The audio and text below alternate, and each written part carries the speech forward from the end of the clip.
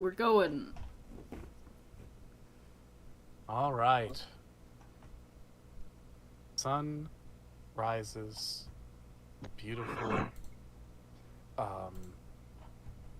Not workday morning. Birds chirp in the trees.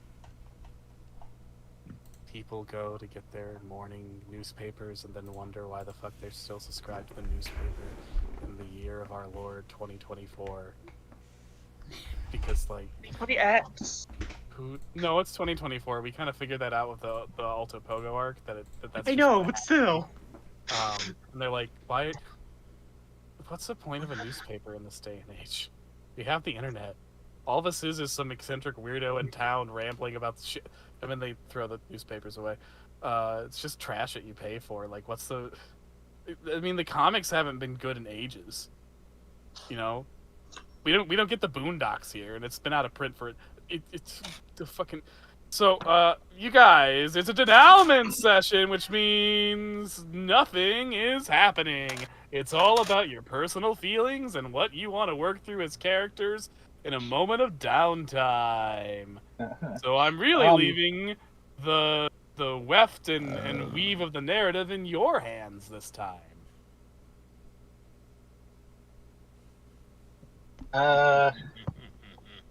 So Isaac would be getting up, taking the newspaper, set aside to shred for his rat's cages later, because it's the only thing it's good for.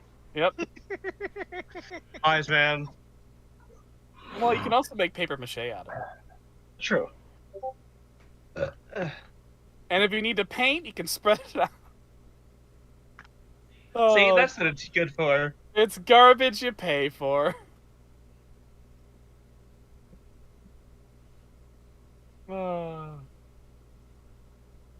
All right, Isaac, you do that, and you look at the newspaper, and the headline is "Too many teenagers in the park." We dive into the debate. Oh no, Jake hasn't been around. Zoe, the teenager that was living in the park, is an outlier and should not be counted. That's immediately what I thought of too. And, yeah, Isaac just kind of piles it aside. It's just wondering if maybe the newspaper is a spindle plan to distract everybody from the weirdness with the mundane. But I mean, if they were trying to distract people, they wouldn't use a newspaper. Who pays attention to? True. I don't know why I'm being mean to newspapers, other than the fact that they deserve it. Do they? Yeah, fuck newspapers.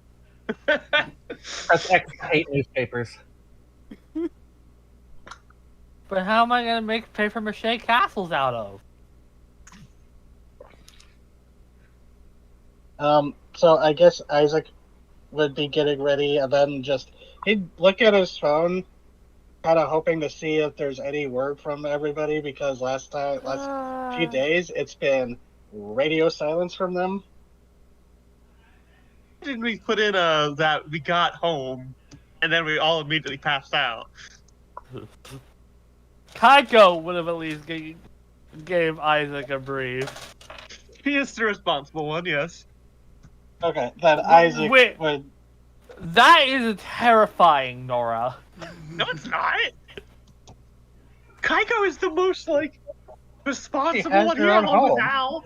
And Hal, Isaac, and Kaiko are the most responsible. Well, now Benedict exists, so...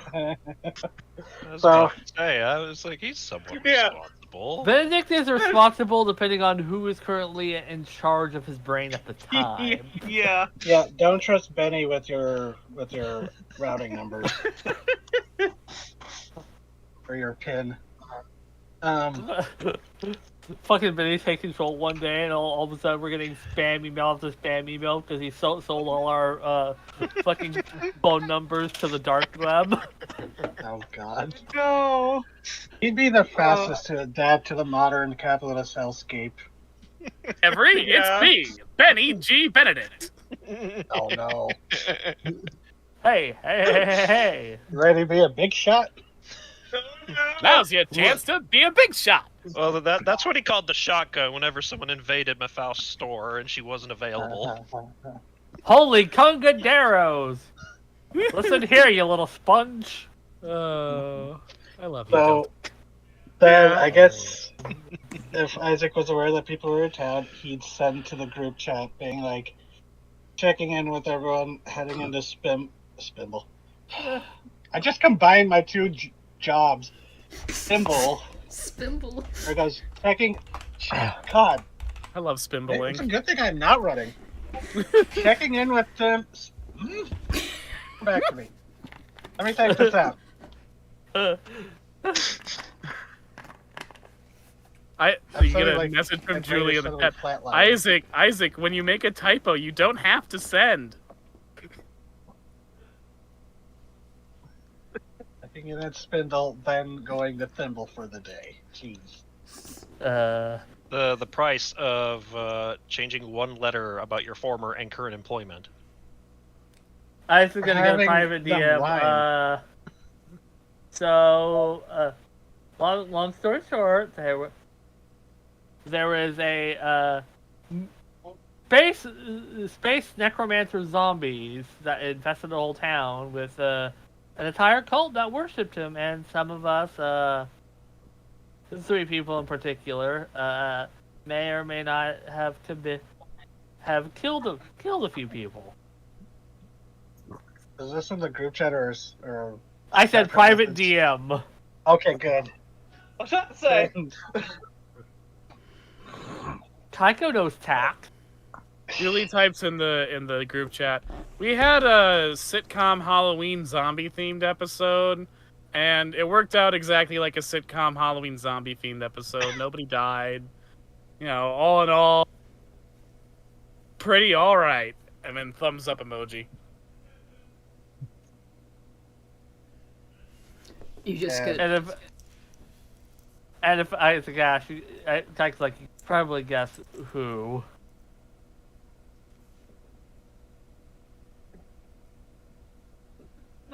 Like on one end, yeah, we had a zombie episode, it went fine. On the other end, yeah, some shit happened. How Julie compartmentalizes things and how Kaiko compartmentalizes things. Kaiko didn't commit a murder, so she's able to process it better. I guess Isaac will send to both, just saying, I guess we'll need to talk in person. Wait, who did commit a murder? Celia, Zoe, and Julie. Oh we don't count Suki because Suki's already done it. Benedict technically did not commit a murder. Julie killed a cultist in self-defense. Yeah. Celia's actually murdered. He was before. aiming a gun. And what's that? What, Lydia? And Celia's actually murdered people before. Oh, yeah. Oh, so Zoe's the only one who has freshly killed somebody. Oh, Julie, too. We agreed as a group that Alex Jones is not a people. Yeah, that's true. Julie does not view that as murder. That guy had a fucking gun and was trying to murder us and others.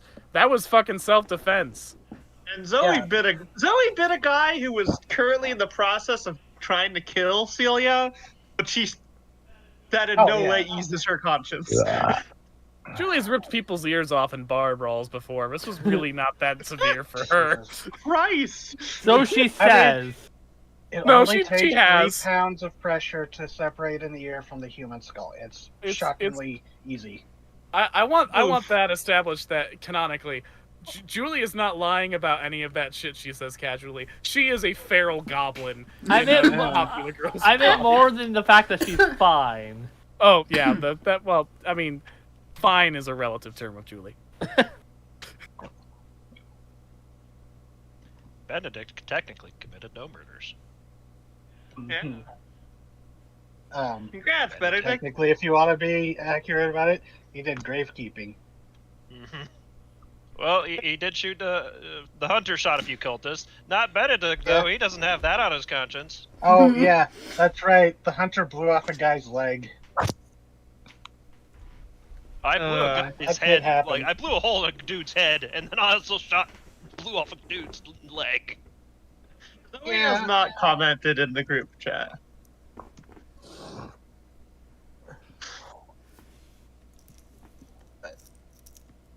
Yeah, that's just Isaac's plan. He's gonna go check in. With And Spindle also, Spindle also knows more about most of us than we have realized before. I mean, yeah.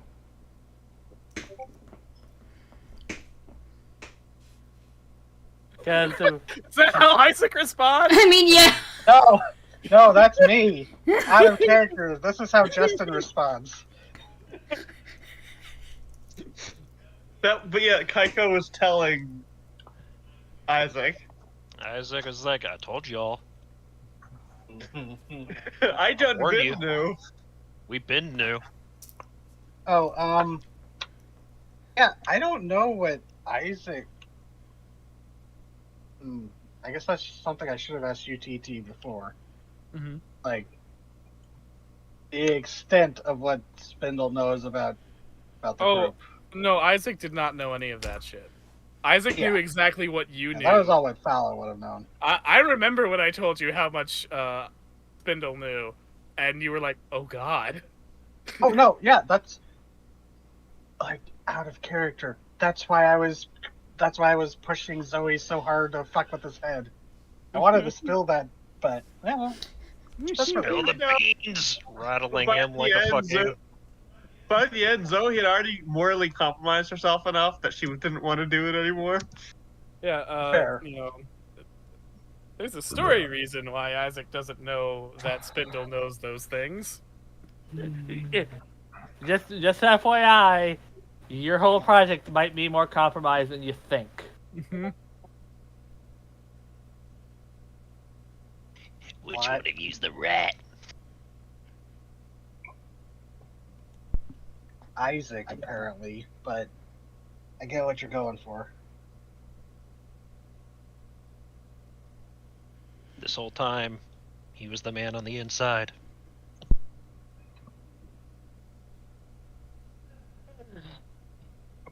Fun. We have fun here. Has Isaac's brain already been hacked and he doesn't know it? I mean, I don't know. Or Like, Okay, that's probably the problem. I don't know. Mallory? Oh boy. Mm. Oh god. Da-da-da-da-da-da. Ugh. Everyone's sus now! None of you are safe. Anyways, Do-do-do-do-do-do. Except for the bunker, according to rules as written. And the island. so, minor keeper moment. Hal, what would Hal be doing? Because Hal responded, right? No, he hasn't said anything. Oh. Okay. The Kaiko and Julie. Okay then. Never mind then. But I mean, I can respond if you have something to say to Hal. No, there would be, like, at some point in the morning, Hal and Zoe, if you're both at Hal's place, would hear a knocking on the window and a satyr standing in the window. Yeah, Hal will kind of stumble downstairs from his bedroom and go, "Oh, hi," and he'll let him in the house. Morning, as he clops into the linoleum kitchen. Oh no, poor Cat Hal's gonna be. Oh no. Zoe, you hear like a door open, and then and then an oof, and Zoe stumbles down the stairs. Cat Hal has been out all night with his friends. Aw. Slenderman and Zoe. Crossing. I'm glad Cat Hal made friends. Did we see him when we came back though? When did you guys come back? I think it was like middle of the afternoon slash. Yeah, no, you would like have seen him. early evening-ish. Yeah, you would have seen him. Okay. Yeah. Zoe falls on the stairs and is lying in a heap at the bottom of the stairs. Oh, kid, you all right there? Uh, Oh god, now I'm playing two characters. that is a level up. Hey, Zoe, you alright? How? She stands up and like her hair is just a frizzled mess and her eyes are bloodshot. Mm. Hey, Phineas, why here you?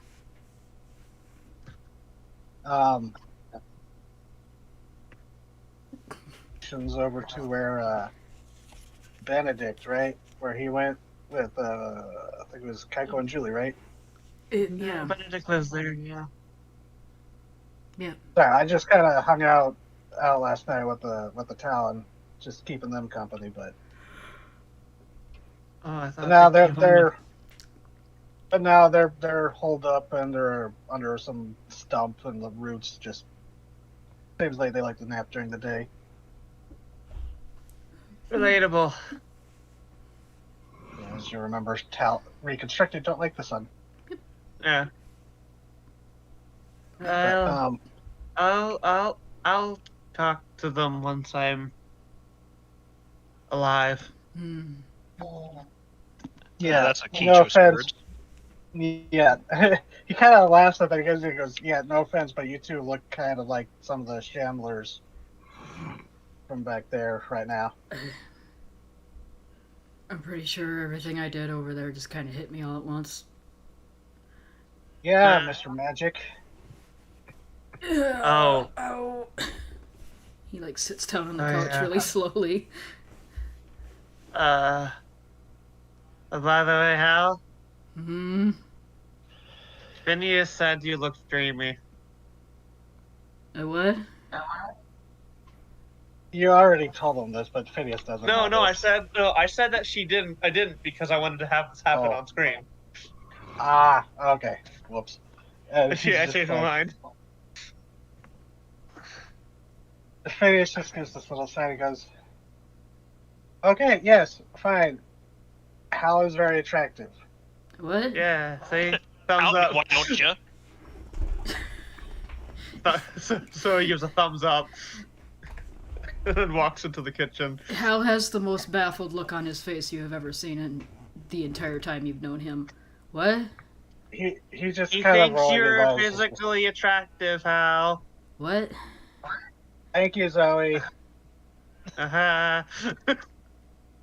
I thought Zoe of all people would know not to out people. I mean, Phineas was pretty open about he partied with Oscar Wilde. And Zoe's been through The satyr had a from week. ancient Greece. Zoe's had several days from hell. Her filter is 0. Yeah. So he goes, "Yeah, I'll let y'all recover. Y'all look like you've had a bender, and I've been through some benders that left me looking like you. But just, I need to talk to Benedict a bit. There was something I wanted to give him. Oh, actually, yes, Zoe." And he pops his head into the kitchen, like following after Zoe. He goes, "The necromancer." You stick your head into the kitchen. And you know those things those coffee packs you make? Like those little things you put in a coffee maker? Oh yeah, the pods, the Keurig pods. Yeah. You better You not see be doing what I Zoe's- think you're doing. Zoe is eating them whole. Oh, You're doing and he what I goes, thought "Oh, you were doing. kid. What? What? I mean, I'm part goat, but dang." What? I'm allowed to do stuff in the comfort of my own home. Stop eating the coffee pods! I'll buy mean, that's- more. He goes, "Okay, weird eating habits aside, I'm not judging. I got my own. but the necromancer, I talked to him before, well, while y'all were sleeping, or before we teleported. And he reaches into his battle vest and he pulls out a necroflencer that is not the janky half-finished piece that that the group took from Ben. And he's like, they told me to give this to everyone. You had the one previously, so he puts it on the table. He goes, I don't really want this, but So I fixed it up like, huh. that Cool. shouldn't make you too sick as long as you aren't the one being shot. What are the stats of the necroflencer again? I will have to look it up, but it was like 2 damage magic and like mid-range, close range. I have to look it up. I know I wrote it down somewhere. I wouldn't be Okay. surprised if you added. It's basically like a magic pistol. Okay. Cool. But doesn't it, when it hits people, turn them into reconstructed slowly? It's more like being hit with focus decay. Ah. Radiation. Using the busted one would have been the other one would have been corruptive. Yeah, that one was that one was not shielded properly. The necromancer was not looking out for Mr. Carmody's health and safety. I wouldn't be surprised if you added the poison tag to that thing. Really. Harley Quinn, you gave me cancer? No. Did Bruce invent that? Alright, TT, I don't want to slip too much into keeper mode. No, you're fine. This is what the session's all about, sir. It's a denouement session. We're just taking care of some shit. I don't got an agenda. And Ominous. he goes, and then he pats his vest. He goes, "There's another thing they gave me, or well, actually, they didn't give me anything. This was something I picked up." And he reaches into his vest again, and he pulls out like like a lighter, like a big lighter, that kind of size of a blood red crystal. He goes, "I got one of a few pieces of the dirge crystal." Oh, is that safe?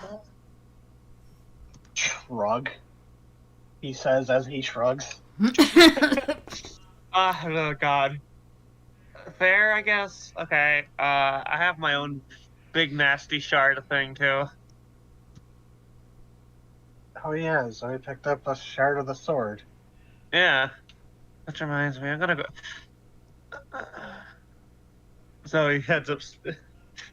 Thanks, Phineas. She goes. Yeah. She starts to walk by. He's like, don't feel bad if Hal doesn't get it for a bit. He's, different strokes, different folks. Hal's got his own thing. He, as you keep saying this, probably within earshot of Hal being in the same This room. one she says quieter when she is Okay. going to walk by him.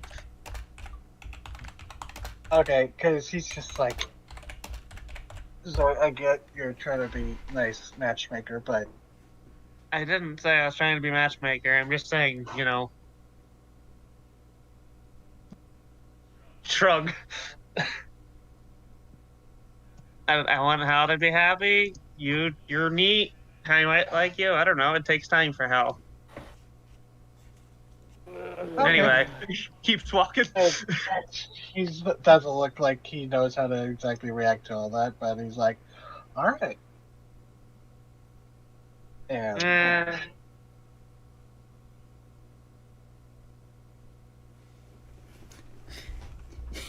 Hal was slumped over on the couch again in that weird pose that he was sleeping in on the bench in Fiddler's Green when you walk back into the living room. Aw. so did neither of you actually get any sleep? I got some sleep. She said, like a liar. And he's just like, dang. Okay, so apparently snakes have really good hearing. Or moths. No, that's And- just being a nosy teenager. Yeah. And he's just like, He's just passed out. In is the Hal bed. actually passed out? Yes. He fell He's like, asleep "Oh, because he okay." stopped moving. Like, goes, I wonder if the general would be able to show me where they're at, as he like walks back out the door. You walk back out the Comes door. back down. You walk back out the Slightly door. more. You walk back out the door, and there's a cat standing there. It is a little orange cat who has a cape on. And suddenly he stands up on his back legs and points into a direction. Oh, the Baron. Aww. And he's like, thanks, little dude. And no one, like, Hal and Zoe don't see this, but he just kind of like does this. He does the thing where he rubs his hands together. There's that little faint purple glow, and then he runs slicking back his hair because his hair is kind of slicked back. But as he does, his horns disappear and his legs just seem to be normal human legs with like ripped jeans and stuff. And he just He's looks going like into Torgo mode. he just looks like a random punk. Wait, what was that? Torgo mode. Torgo. See, if you know Mono's The Hands of Fate, Torgo is supposed to be a satyr, and that's why he's got fucked up knees, but the effect is kind of inexplicable, and it just looks like he's walking with a weird stance. All I can think of is the Tumblr posted, "Those are his hooves, bitch." Zoe comes downstairs. So, did you have anything else you needed, Finny? Yes? No, and then probably be like as he's about to leave, he goes, "Oh, your little friend here," points to the cat standing up with the cape. Think they're gonna show me how to get to Benedict's? Are you gonna lead the way, Baron, or? He just nods, Okay, yeah, Baron's gotcha. which nobody thinks is weird anymore. No. It's not even the Zoe- weirdest Gotta cat. be. Yeah, he's not even the weirdest. You've met Anthony. Yeah. Phineas just spent a weekend around the general, so he's got an idea. Plus, he's been around for a long time, so this probably isn't the first two-legged cat he's encountered. I mean, given Yeah. the fucking turf war between the General's pack and the Jellicle cats, I imagine most of the creatures are aware of the cats defending Melody's Oh yeah, wilderness. the Melody cat. That makes sense. Their veracity precedes them. So what? So when did the Jellicle Melody Colony War happen? Was it when Miriam was a kid? I think it would probably be like when Hal was around like 5 or 4. That makes sense. For the longest time, the cats tolerated just barely the Jellicle's presence until they made a move on Hal. No. This was purely a cat beef. They did not tolerate the Jellicles. They could not stand their brand of buffoonery. Not sanction it. Not sanction it. They're fucking death cult. That feeling when a fucking colony of wild cats thinks you kill too much. When the cats saw one of their own transformed into a Jellicle, its body Ooh. taking a strange and horrifying shape, they knew these interlopers had to be dealt with. And Wait. their heinous cult. Wait, does that mean the Jellicles are an extension of the Trespasser? No, they're their own thing. Their own horrible thing. Oh god.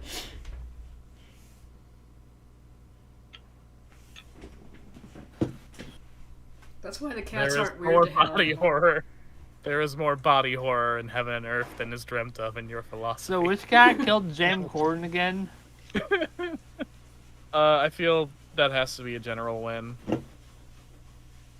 General killed James Corden, the Rum Tum Tugger, and McCavity.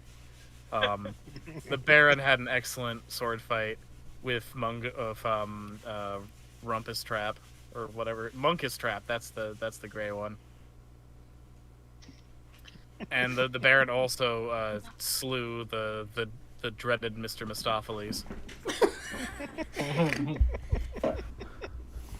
Grisabella is the one who led led the forces of the cats in to kill the great old Deuteronomy. She betrayed her kind because she knew what they were doing was wrong. She was allowed to peacefully leave afterwards. No, she died. No, she died. All of them died. All the Jellicles died. It was a massacre. She realized that the world could not suffer the taint of even one Jellicle.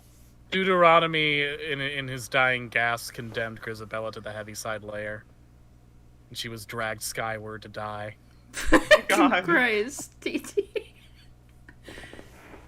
Oh, that's Dragged canon now. skyward, Yeah, that's canon. and dragged skyward to die. Thanks, Jean Jacket, for the assist. Up, up, up to the Heaviside Layer. Fucking Christ. Oh. The fucking cat cult, but it's a death cult that sacrifices their own to the quote Heaviside Layer, but instead just an atmospheric beast that just eats cats. Guess we're doing this now. So since it's a knockoff jean jacket, would it be named Denim Coat? I don't know if I want poor Jean Jacket to be associated with these monsters. Jean Jacket did nothing wrong. I think whatever entity in the sky eats the cat's souls, it must be named Andrew Lloyd Webber. No, it's Tom Hooper. Oh. These aren't the Andrew Lloyd Webber cats. These are the Tom Hooper cats. Those are the ones I have beef with. Anyway. And we're not doing this now because this is in the past. This is done with. You don't have to worry about Jellicle cats anymore. They're all dead. Sure. I believe you. That is not dead, which can turn a lie, TT.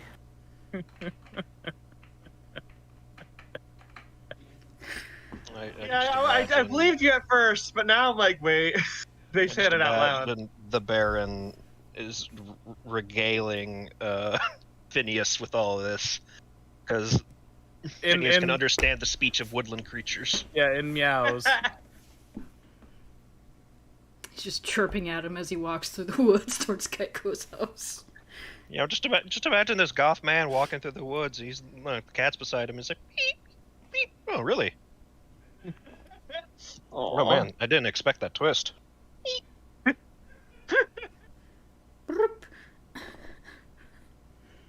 I didn't mean to summon you. And you say You did, slit his Callie. throat with a rapier. Wow. I didn't mean to summon you. That is a lot of blood.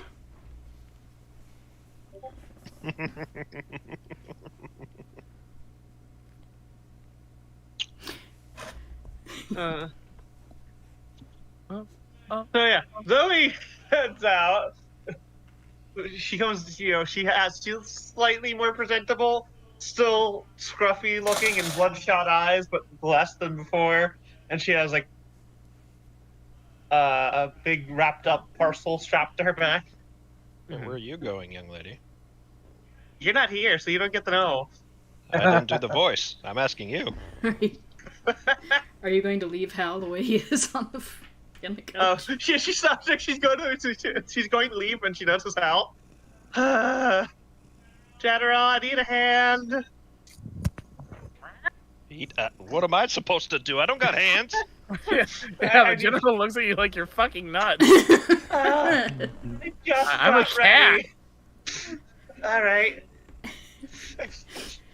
For a brief moment, he slips into his human voice. Zoe, you overestimate my abilities. Zoe, I do not have thumbs. Zoe transforms because she's stronger that way, and she scoops Hal up and squeezes herself up the stairs and puts him back in bed. That's not gonna freak him the fuck out. No, no. And the cat will. He'll be One of less the cats sore will when he claim. wakes up. He'll be less sore when he wakes up. I wouldn't be surprised. This probably isn't the first time Zoe's had to carry him like that, huh? It probably is, actually. He has a tendency of just falling asleep wherever he is because cats. He grew up with Oh, an yeah. entire ass cat colony and just flopped down wherever the hell he felt like it. And then, yeah, fair point. Yeah, and like a cat, once he's asleep, becomes a fucking bat. Liquid. Which surprisingly makes it harder to transport him. Yeah, have you ever tried to pick up a 7-foot tall limp man that weighs about 300 pounds of muscle? Jesus. That's why she turned into her bigger cat, her bigger monster form with 4 arms. Yeah, she puts him upstairs in his bed. Kitty, how do you do this to your ears? What? Somehow she folds her ears backwards. Like, Strange little cat. I will. Oh, she fixed it. There. Maybe. And then she heads out. All right, where are you heading, Zoe? She said, oh god, I know, sword lady. Susan Hanzo. Susan Hanzo. Okay. Hanzo, thank you. Yeah, she's headed towards Hanzo. All right, so you walk past Baritone Park, see the entrepreneur once again sprawled out over his stand, which seems to be devoid of merchandise, and he is fucking sawing them logs. Is he in the same spot as the last time we saw him? Yep. So he goes over and like, hey, and gently like nudges his shoulder. Hey, it's fine, it's me, it's Zoe. Hey. You dead, kid? Where's my? And he starts looking around in panic. Where's the merchandise? What merchandise? Oh my! I had all these. I had all these things. I set it up. Zoe puts down money. Here. And he's looking. Okay. Oh shit!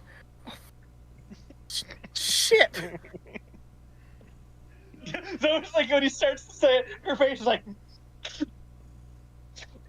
Did he say ship or did they say ship?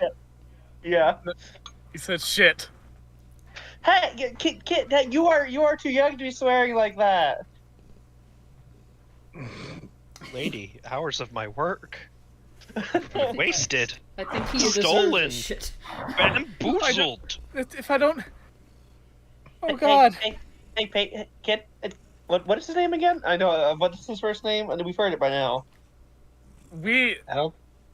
Celia or Lydia accidentally named him ages ago. I did not write it down. In the first session. Yeah, I did not write it down. He is the entrepreneur to me.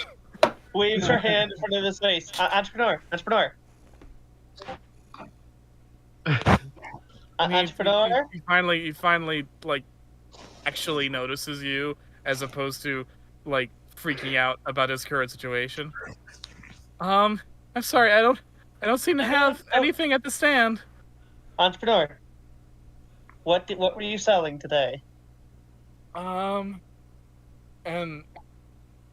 like he blanks, like he's trying to think of it, and he doesn't know, and it's just really clear that this kid has a lot going on now. I mean, he's always had a lot going on, but he's got a lot going on, and he's struggling to keep track of it all. She frowns. Are you okay? I need to go get new merchandise. No. Look, see? She holds up some money. I bought your merchandise, okay? I had the prices labeled. Fuck. I'm giving you a big tip. Well, Zoe, if only you personally knew a superhero in the area. She gives him $100. Okay, I get what you're doing, thank you, but this is significantly less than what my entire merchandise was worth. I really need to get more. Okay. then you take this, and I've got some stuff to do, and if I'm able to, I'll come back. I'll swing back by and help you look for who took it. Okay? Okay. Do you want something? And I mean, No. I don't really take handouts. Okay. You take this. When I swing back by and we find where your stuff went, I'll get this much worth of your stuff. Okay? Because I always like your stuff. Okay. And just if you don't find it today, we'll find it tomorrow or soon. So don't worry about like giving that back to me if we don't find it today. All right? Okay. Yeah. She scruffs his hair. We'll be okay. But you need to get some rest. You look fucking exhausted. She says, bloodshot eyes and messed up hair. You said fuck, you gotta pay. Okay. He trudges back home. Get some sleep. Take a nap before you come back out. I'll be swinging back by in a bit, so you have some time to go and rest, okay? Don't worry, entrepreneur, I got you. And off he goes to his house. She waits for him to be out of earshot. I'm gonna fucking punch someone in their face. What time is it right now? It's like, it's 10 a.m. maybe. I'm gonna fucking punch someone in their goddamn face. Yeah, it's morning, but it's not early morning. Before I leave. I'm sorry, Zoe, but my immediate mental image is just... I can just imagine it cuts to the Talon sitting in his stump, and he has a whole bunch of toys now. Because he doesn't understand money. Before... Oh. No, you first. Before I leave, I want to do a quick scan around. Do I see anything off? Why don't you roll and investigate a mystery check? Cool. I get a +1 to those. Okay. Wow, Zoe. Investigate mystery. That is a roll. Going back up. That's a 12. That's good. Okay. Normally that would give you like the questions. Yeah. But I'm going to say, I'm going to give you 3 clues. Okay? Okay. So you search the area. You do see that there is like a lot of trampled grass around the stand of people having visited, while the entrepreneur was asleep. As you search, you do eventually find one little handmade. They have a fucking name, but I can't remember it. A little pom-pom critter with little felt feet and googly eyes. A beeple, thank you. Beeples. Yeah. You find a beeple that has been stepped on and basically ruined. One of its eyes is off. It's all covered in dirt. Chi-Chi, you just awakened some 3rd grade trauma for me. I apologize. So you find a crushed beeple. So that's clue number 1. You find some cigarettes, like some cigarette stubs, not too far away. That's clue number 2. Okay. If it helps, I have enhanced senses. And in one section where the grass is a little thin, you just find sort of like half of a footprint that looks to be a shoe size of someone in middle school. Ooh.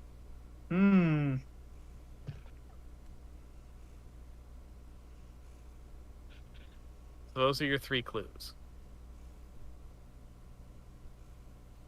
Oh, I think I have an idea of what happened here. Some shitty kid from school decided to fuck with the entrepreneur. That is my running theory. But Zoe does scoop up the people and treat it very tenderly. And also, she also picks up the cigarette butts. And takes a picture of the shoe print. Fuck yeah, junior detective. Go full forensic.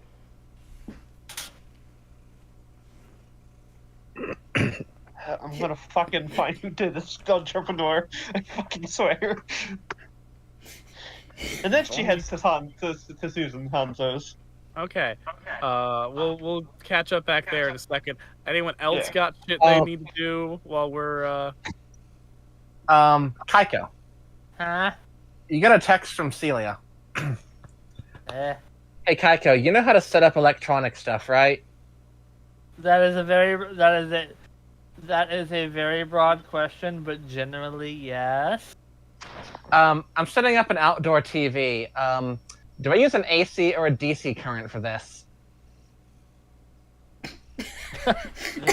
Both if you want to play music. Ooh. Lydia, fuck.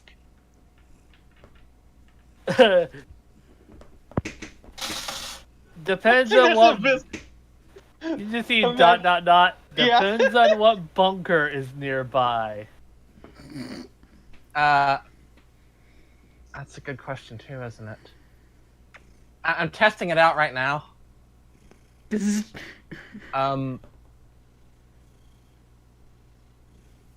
Okay, say it's my house. My house. What current would work for that?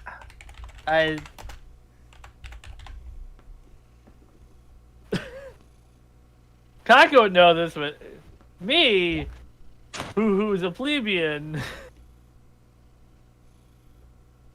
whatever currents the houses use typically. Okay, cool, thanks. I believe it's you need an AC power, but you need a cord. Although if you have a solar cell or battery or whatever you're using, you would use DC power. We do have a solar cell, don't we? Okay, yeah, okay. I know what to do. Thanks, Kaiko. Kaiko, are you near your window? No. which window? It's a mansion. Yeah, it's a. Is big Julie question. near a window? Julie's at work. Ah. I thought this wasn't a work day. For you. Oh. Would Benedict be by the window? Depends on which window you're asking. There's a lot of windows in that house. Say yes, so whatever can happen, can happen. Yep. Okay, well, whoever's closest to the outside, you see a shower of sparks from a house across the lake, and there is a loud pop that you hear from all the way over here. Is there like just an entire? Isn't there just a blackout to the entire rich people section of Melody? Yes. Kaiko's house power flickers briefly, but being on its own grid, The emergency okay. generator comes on. You get a text, Kaiko. That wasn't it.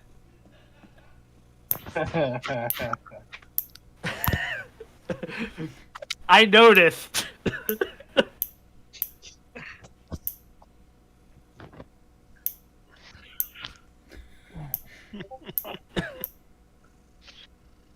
Goddamn. Do you guys still have power? We have our own grid. Okay. Although I think you might have cut the power for the entire rich people portion of town. Oh shit! Oh shit!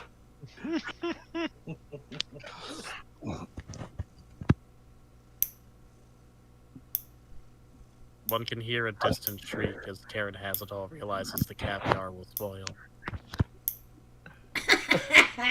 Good. I was looking at the map to see if Phineas would have noticed this, and he might have, but I'm just thinking, it's like, oh yeah, I forget that Celia's house is just a few doors down from the Orenburg mansion.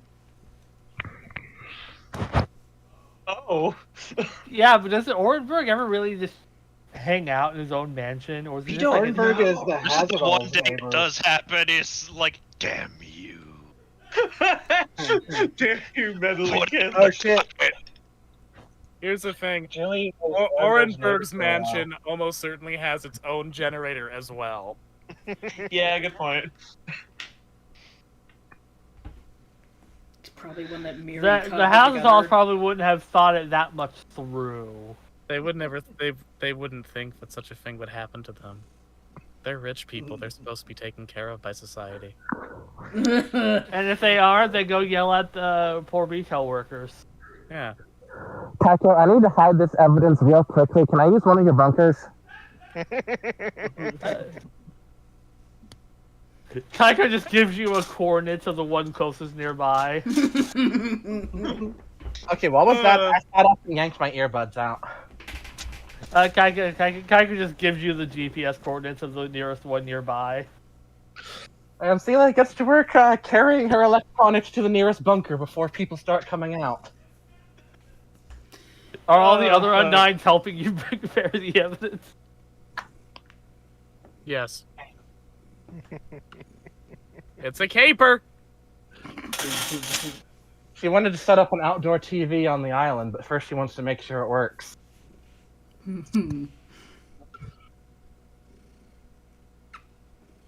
What did you say you were doing at the moment, Kaiko? Kaiko would be currently in the bunker because while she emerged mostly unscathed from the last arc's affairs, there's a little bit of paranoia. Mm-hmm. Yeah, that makes sense. Both from above and from... And I can only assume now that she's got the energy for it, since returning, she's been adding all the relevant notes to her great area map.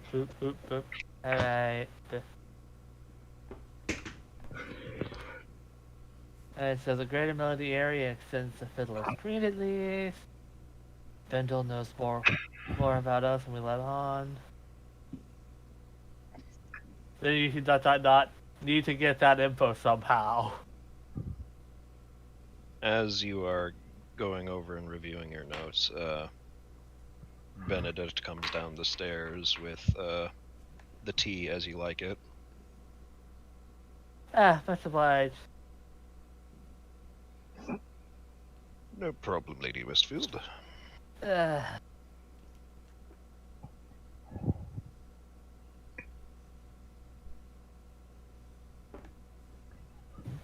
don't imagine you've made any breakthroughs as of yet.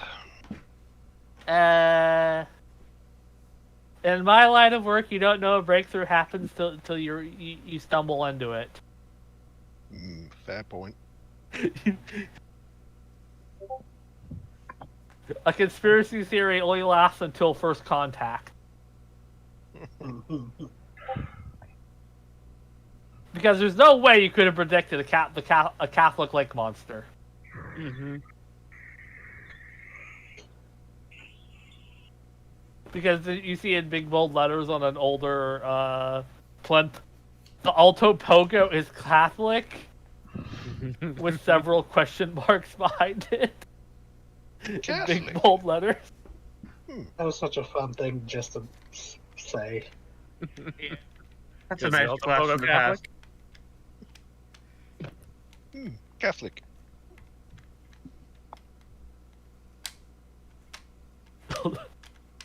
And you see several red strings connected to different missing people, or well, the Undyne connection. Then you see another red line like solved. Just slap a picture of Celia over it. Yeah, that's what happened. Photo of Celia and the Undynes. Yeah, there's the Undyne question. You would see what says the Undyne connection, but then you just see a photo slapped over it that says solved in a picture of Celia. And it's Maybe not the even real like Undynes were the ones we've met along the way. But then you see question marks, the Alex Jones Frog murder.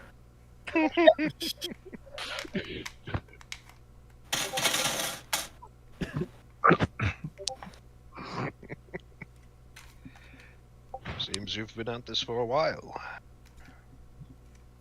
That is putting it mildly.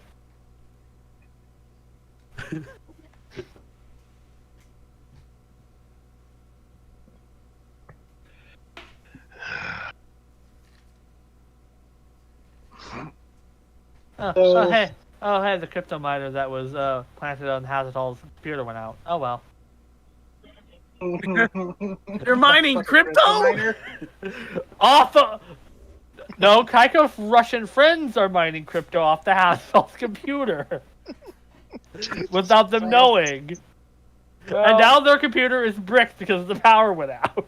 Good.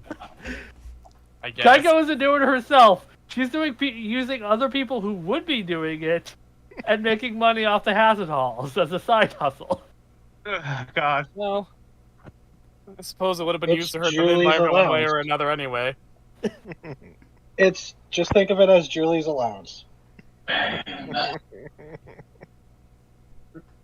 Yeah. Yeah. Keiko. Yeah.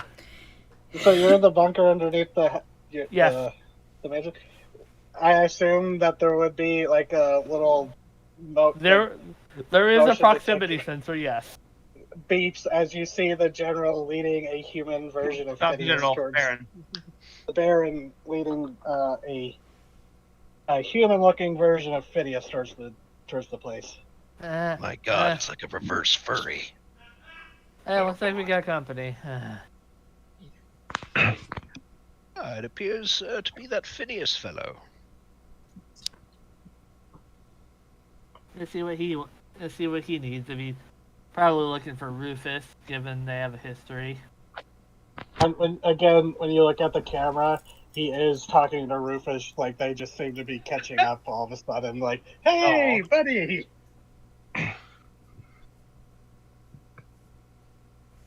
But you do see him like gesturing towards the mansion, and then he keeps walking.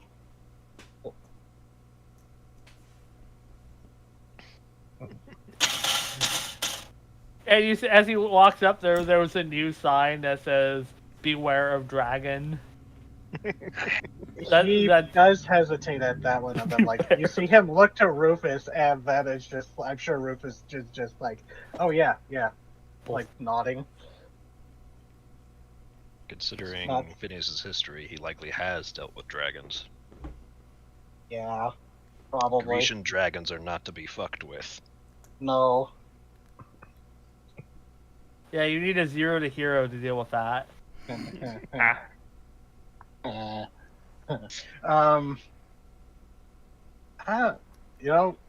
don't know how Phineas would reply if someone asked him if he knew Heracles.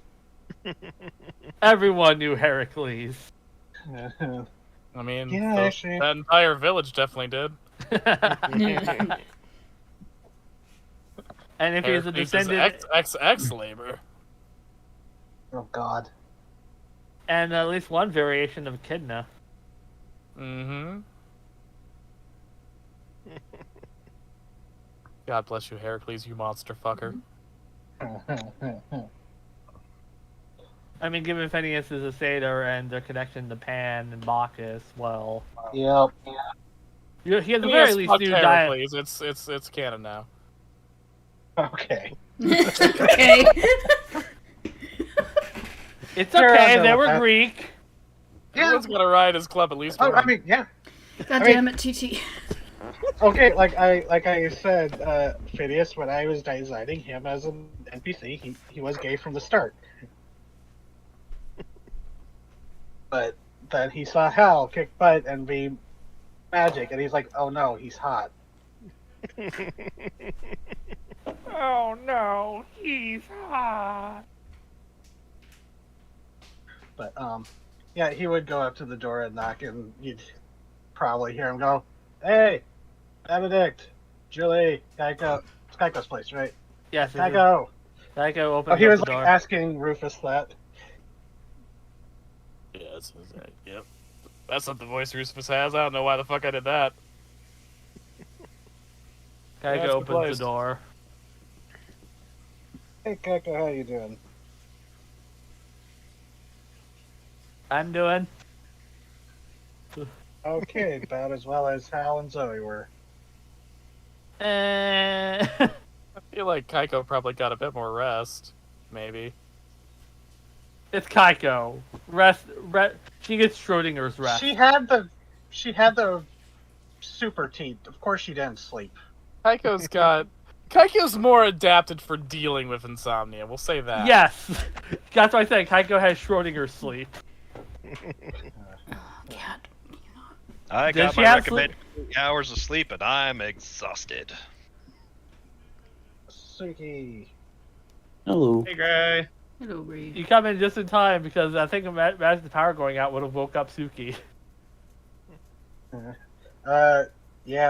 Celia caused a power outage in the rich neighborhood, That's fair.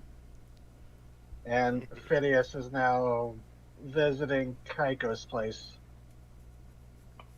So, Uh, what you need? I was mostly just checking up on people, but I was wanting to talk to Benedict if he was around. He's still Benedict. I'm back here. I happen to have the honor of serving Lady Westfield. Oh wow, you are a lot more polite than your other self. I'll And take that as he, a compliment. and he goes, speaking of late, I come in Sure. and he'll step in. There is, even though it looks like he's wearing like boots, there is like a clop if there is like tile or something. And he goes, Benedict, I was actually wanting to talk to you for a bit. You wish to speak to me? Yeah, I got a trick you might like. When you met me, you may have noticed that I looked a bit different, yeah? And he like snaps his fingers and he goes back to looking just like a satyr. Ah, yes. It's like, so long as you're within this bunker, it's like you don't have to put on appearances. Oh, I figured with Rufus out there walking around, no problem. And then, you have a dragon? Yes. Yeah, ever heard of the Devil Dragon?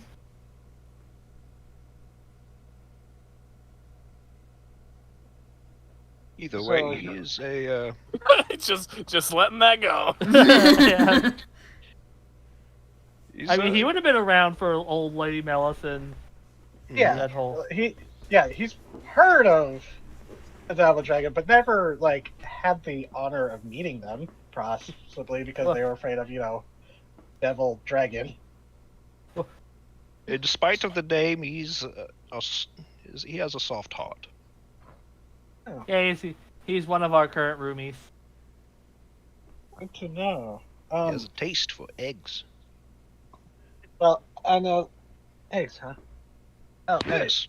I was gonna say, speaking of, not being allowed to, fit in around the normies, I might be able to help you out with that. I might be able to teach you the trick I used just now. Before you mentioned the trick, he's like, I fit in just fine with the modern folk. It's like Miss Miss Hazatol ensures that I am dressed for for public outings. Most people think he's just a weird cosplayer. I mean, fair. I've gotten away with that myself. You'd be surprised. I go to Ren fairs all over the country. People really just think it's a costume. But he goes, but I understand that, certain times having horns, or in your case, metal skin might be a little distracting when you wanting to be discreet. I might be able to help you out with that. And Yeah, it's going to be a bit of a pain getting him through airports. oh, good lord, I haven't even tried that.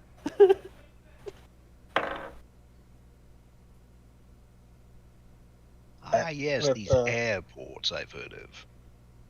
Amazing that there's just these flying cans hurtling through the air. Did you hear they sent one to the moon? With people in it? Yes. Apparently they haven't yet found the Tyromancers.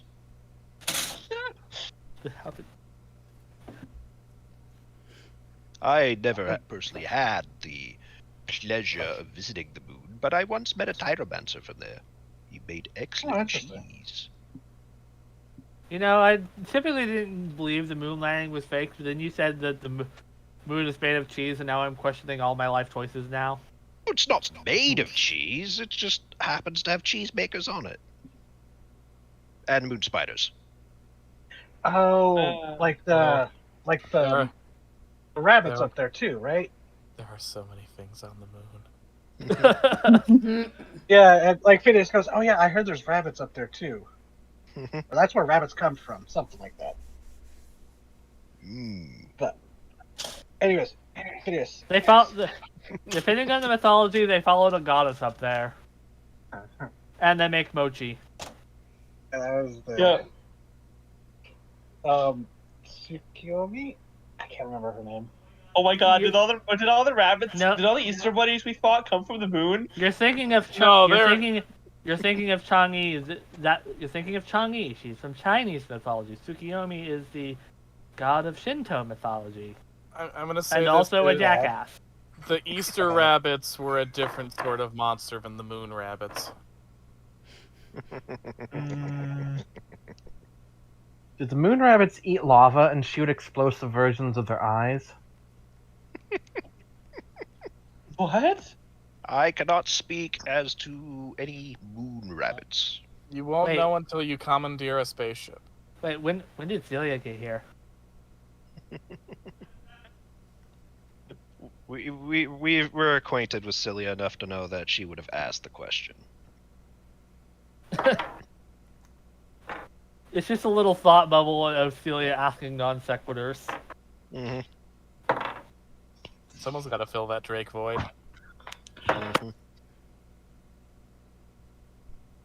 But, you would teach me magic. It's not innate to your particular kind. Sarah's. Oh, there he goes. So,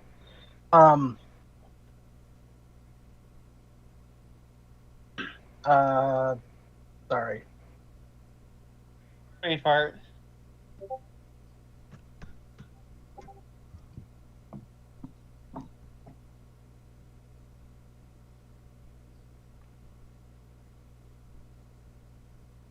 Sarah? There. You okay there, buddy? Hello? Yeah, sorry. Phineas goes, yeah, and I can be heard walking around as the outsider to the humans, and I figure you're going to be living in a place as populated as Melody might be good for you. It would certainly be useful. If TT will allow. Better to Yes, have well- and not need. ET will allow. And it's just an illusion. It's not actually turning you. And he stresses it's because probably heard me clapping in when I walked in. It'll just make you look human. It won't actually make you human. Someone touches you or tries to slap you, they'll get a fistful of metal, which honestly would probably be funny. But it won't pass up if someone starts slapping you around. So it won't hold up to scrutiny, but a cursory glance should suffice. There's For a the most part, yeah, fascinating depends on prospect, but I'm afraid I don't know the smallest thing about actively using magic. Though there is Lady Melis's tome, which has been entrusted in Kaiko's care.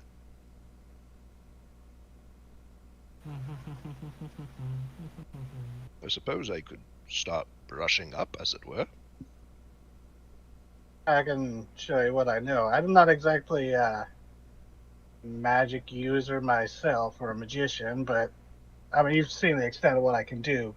Look human and look like I'm not there. I suppose between Lady Melis's grimoire and your input, that it could be possible. Okay. Though I must admit, it is a queer idea to even appear to be human.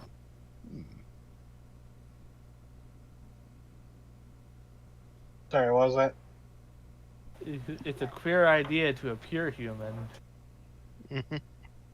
I've never really thought of it before.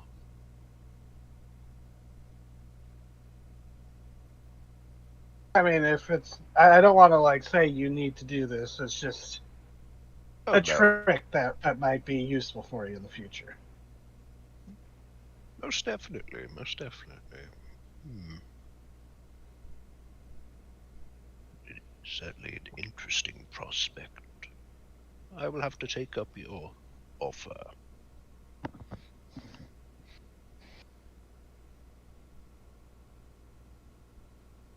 In the meantime, would you care for some tea? You know what? Sure. Or coffee if you got it. I would have to brew some up. Whichever's good for you. Yeah. So that's what Phineas wanted to speak to Benedict about. Mm-hmm. Excellent.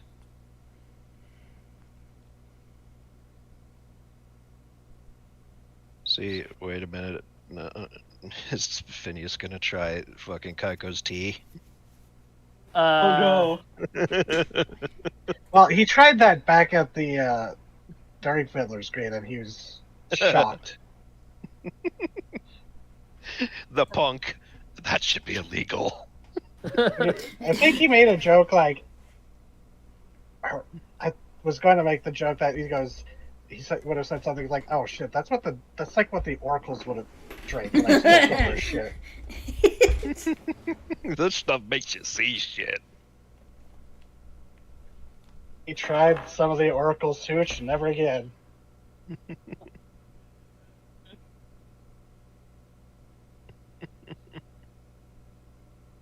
But that's all for Phineas for now.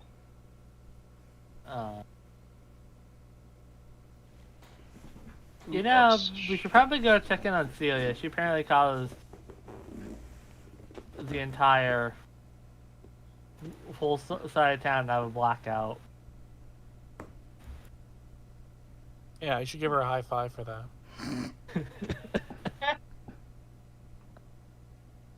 Julie texts Kaiko. So yeah, I'm getting angry callers in about a blackout. I was just being chewed out over the radio, and the guy's phone just like dropped.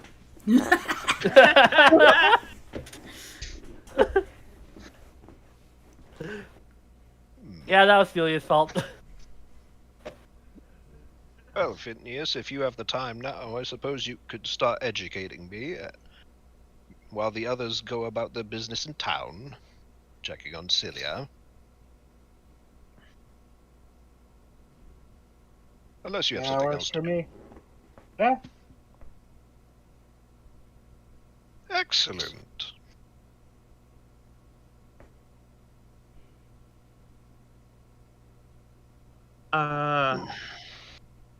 Zoe sends Isaac a text as she's heading towards Susan's. Just, are you busy today? I was going to check in with Spindle to see what the scuttlebutt around the office was about Fiddler's Green, and then, unless I had something to do, I was going to head into Thimble. What's up? I just wanted to talk to you. Yeah, if you want, we can meet at Thimble. That sounds good. I'm doing some stuff, but I'll meet you there. Alright, so we doing Susan Hanzo time? Yeah. Alright. You go to Susan Hanzo's apartment building. You buzz the door, she lets you in. You pass by the floor that has the police tape over the door, and it still does. It's been weeks. You'd think You'd think someone would take care of that. Zoe stops at the door, like, lifts up her camera and takes a picture. And you lifted the camera right before you click the button. The door opens a crack. Oh god! Then she stops when she sees that. And you see a hand emerges from the crack in the door. A shriveled hand. What the fuck? That's gray with black and purple blotches and yellowing, overgrown fingernails. And it motions for you to come closer. I'm staying right here, thanks. The hand retreats back in, and then it emerges again, holding a small yellow and orange little candy. Like it's yellow and orange wrapper, like a perfect circular candy with little twisted ends. Yeah. I'm not coming inside. The hand retreats once more, and comes out with a Wile E. Coyote style wooden sign that says "Why not?" Okay, look from my perspective. I'm a fairly adult woman walking through a hallway, and a door mysteriously opened and is now trying to coax me inside. Come on. The hand retreats and comes out with another sign that says, "It's not that weird." It's very weird. It's not that weird. It retreats and comes out. It's like, "Come on." No. It retreats and then comes out with the same sign but shakes it a bit. You come out here. And then it retreats and comes out with a sign that says, "I can't," and it has a little frowny face with a single tear. Well, why not? The hand drops the sign and points the police tape.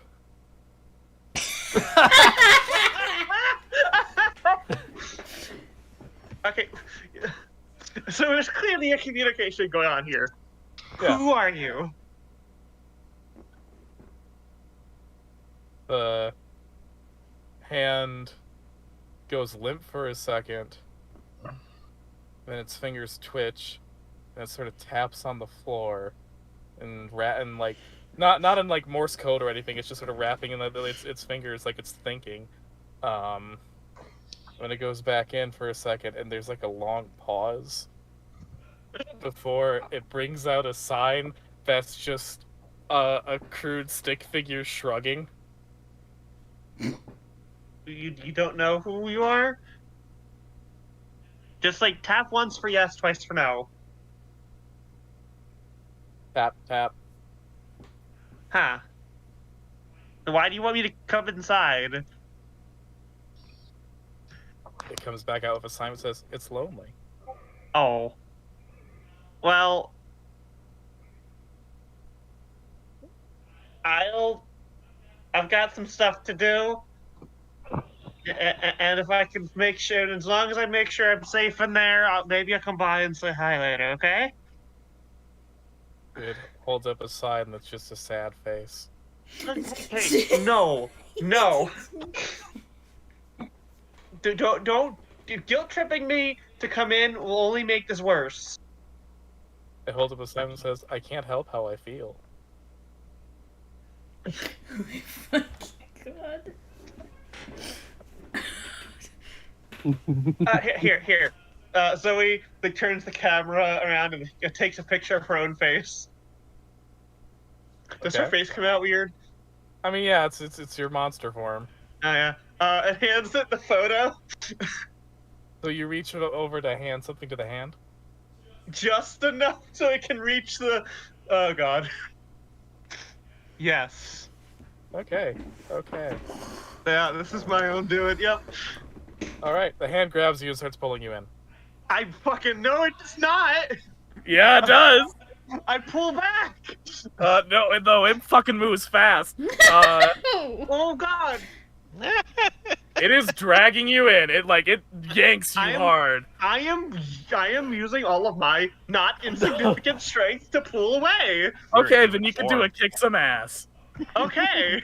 with unholy strength. That's a 14. Fuck Holy you. shit! Awesome. You rip. You yank back and you rip like a good chunk of that arm off. Oh. And you hear something horrible screech as the door slams shut. The hand's still attached to my arm. I mean, you like pulled back, and yeah, the hand is still gripping your arm with a vice grip, even though you can see it's just this rotten corpse arm with like greenish muscle tissue that smells foul and looks desiccated. Zoe, you monster. The No, bones, get out of here! the two bones sticking out have shattered at the edge where they snapped off, and they look as brittle as dried wood. Can I pry this hand off of me? Make a tough check. I have unholy strength, but touch me is weird. You're just rolling tough. You're just rolling Oh tough. fuck! This is like my worst stat. Ooh, that's a 4. It clings on. I'm running to Susan's. I run to Susan's and frantically knock on the door. Okay, she opens the door. All right, who's it? Oh, Susan, it's you. Susan, the thing in the door. It grabbed me. Well, I can't get it off. She looks at your wrist. What the fuck is that? The thing in the police tape door. You went into the apartment that No. has police tape over it? I didn't go in. It was It was talking to me with like signs and shit. I tried being diplomatic and it tried to pull me in. Yeah, things will do that sometimes. Come on in. It won't. I can't get it off. Oh, just get in here. Hurriedly gets inside. She gestures for you to sit down while she goes into her kitchen area and makes some tea. Pull the. He's trying to pull this thing off the whole time. She sets down a cup of tea. She's like, there, that'll calm you. And then she goes into the back room for a minute and she comes back out with a crowbar. Oh god. Mm. And with a surprising amount of skill, she manages to crowbar that hand right off. You can barely see the purple bruising it left. The hand, that is. Yeah. Fuck. And when it falls to the ground, the hand twitches and writhes before, like a spider in its death throes, it curls in on itself. And then, like a hammer Dracula, it crumbles to dust. The fuck is that thing? You live down the hall. I don't bug my neighbors. Surely you noticed someone putting up police tape. Yeah, they do that every couple of months or so. Same apartment. Zoe looks so fucking. If bugs you, I'll do something about it later. You know what happens? She actually starts to tear up. Are you alright, kid? No! Well, have some tea. I've been. She gulps the. Oh, no, she doesn't gulp it all down because it's probably hot, but she does sip a lot of it, then flinch a little as she burns her tongue a little. No, you won't burn your tongue. She serves it at a good temperature. Okay, then she does She drink a lot fucking of knows it at how to once. serve tea. She drinks a lot at once. Yeah. Oh, take it slow. What'd you come in for today? I just wanted to ask you about a sword. Okay, ask me about a sword.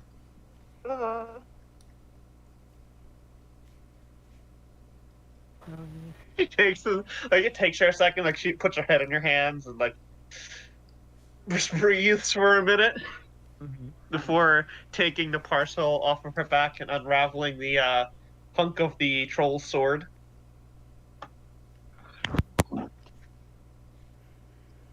Yep, that's a chunk of sword, alright.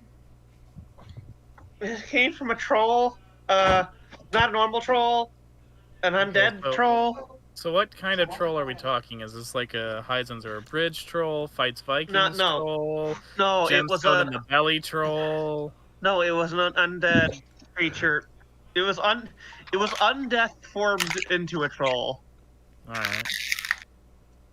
Can you make this a kill undead sword? I mean, I think most swords are pretty good at killing the undead, but I can try Okay, but the and give it undead some usually special aren't. properties.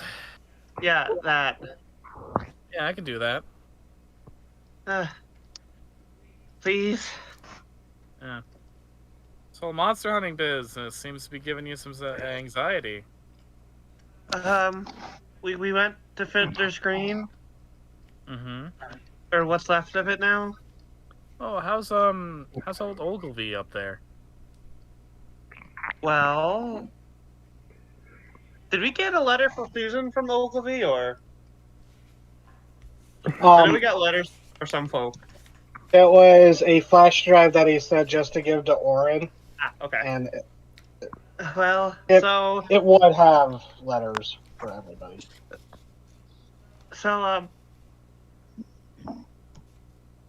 he left. Oh. Okay, listen. Oh so we yeah, I went to... suppose. No, not done.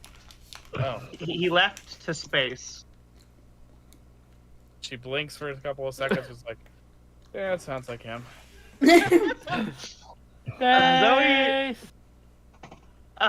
So we went to Fiddler's Green because we lost contact. Oren was worried, and we found that there was an invasion from where undead monsters. Yeah, undead. Yeah. Undead monsters that worship a thing called the Worm Star that turned out to be dead later, and they turned out even later that the ones here were just a splinter faction, splinter, that were here trying to take over our world by infecting the Tree of Life or whatever special tree Fiddlers has. And we had to fight them and fight cultists and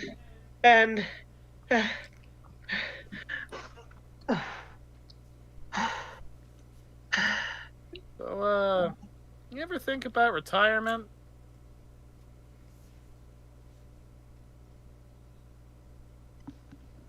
Bruh, I'm 18. more in the last day than I ever have before now. Yeah, I mean, it's just, you don't have to be doing these things.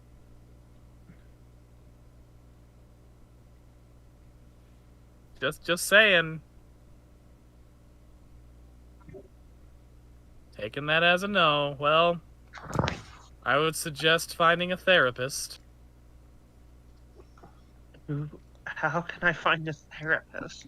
Do you wish to talk about your feelings? Zoe has not thought about that, Dalek. Look up some clinics, I guess. I don't know.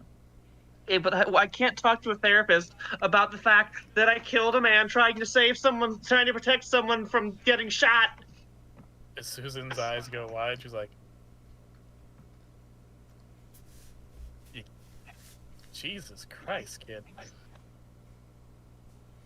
We kept Miriam away from that kind of stuff. Your group's gotta prioritize some things like We didn't expect to fight a bunch of human cultists. Yeah, you're We gonna were get expecting cultists. just to make sure Ogilvy was okay, and then there was an army of undead. And if we didn't do anything, they would have spread to here and further.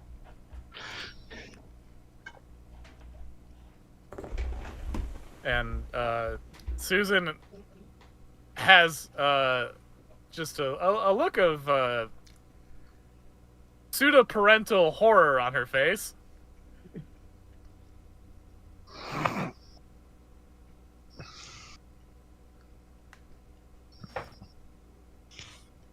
Yep, that's what happens when you pursue this line of work. Okay, can you not try and I'm guilt trying. me out of it? I'm trying, kid, but look at it from my perspective. You're like a teenager I barely know doing a thing that I did when I was young that ended really badly, and you're telling me how it's ending badly.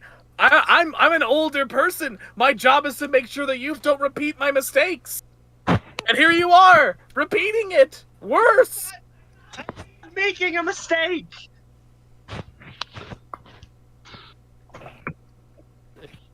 You're like what? 17? 18. Yeah, you should be getting drunk with friends and attending college. I did get drunk with friends a little before all this went down. We had the birthday party. Wasn't long ago. You shouldn't I- be having to fight human cults and monsters, kid. It's just Yeah, nobody is expecting that. Nobody knew.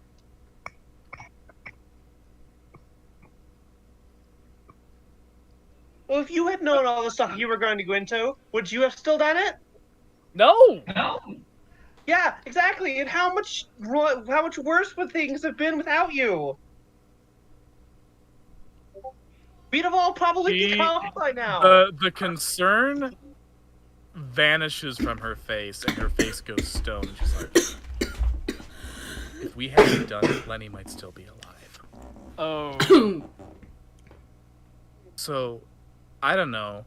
Maybe things would have been better if we hadn't dabbled in this shit. Zoe broke the bear.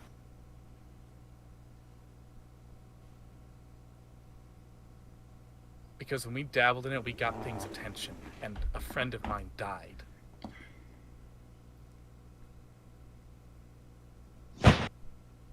I'm sorry. Zoe gets up and rushes out the door. She doesn't stop you, but when you leave, she heaves a sigh, goes to her sword closet, and looking at the pile of rancid dust on her floor is like, okay, what best to kill something like that?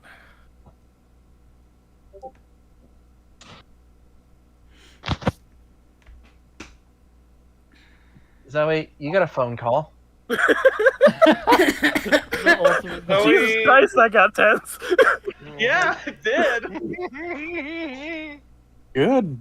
I like the Zoe's like sitting in the hallway, Oh, hey, Suki. up, like sitting with her back against the wall, like out of sight of Hanzo's doorway and away from the other doorway. Now it's 2 for 2. A Zoe character has a beef with a Hanzo. Zoe pulls out the phone, looks. Before the phone, if you're gonna be hanging out in the hallway, you're saying you're out of sight of both of them. Yeah, How did you do that? How do you accomplish that? like I assume there's like turns in the hallway, right? Her apartment building, there's basically like there's different floors, but the hallways themselves are pretty straight, other than the part that leads to the stairwell. Okay, then instead she's going to like go downstairs, but she stops when she sees the door in sight. Okay. So you're just stopping in the stairwell? Yeah, she stops when she Okay. she sits in the stairwell. All right, you get your text or phone call. She looks to see who it is. It is Celia. I'm gonna roll something.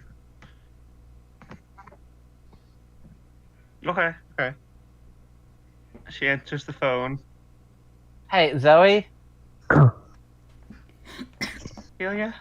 I know you probably would wanted some sister time later tonight. That might need to be at your and House's house tonight. Why? Someone on the block, no idea who, just shorted out everyone's power. What? There is a power outage across the entire street. Apparently some idiot was messing with the cables. Some really pretty idiot.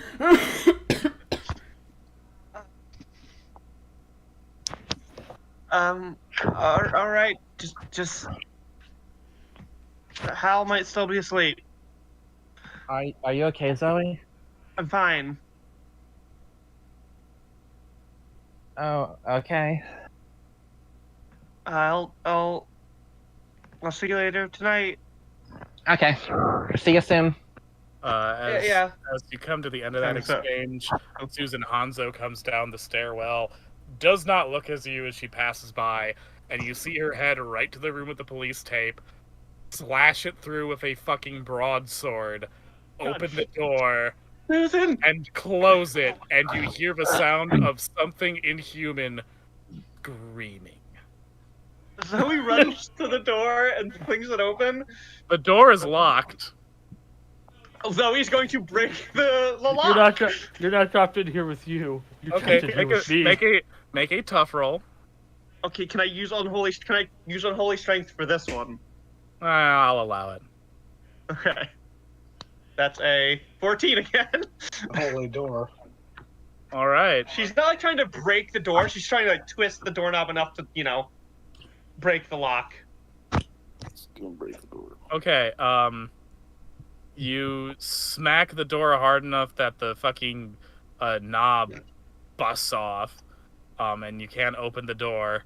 And you open it just in time to see Susan Hanzo standing over a tangle of rotten human arms attached to a gory pile of rotten meat that she has just hacked apart. Oh my god. So he's like standing in the door, like jaw dropped.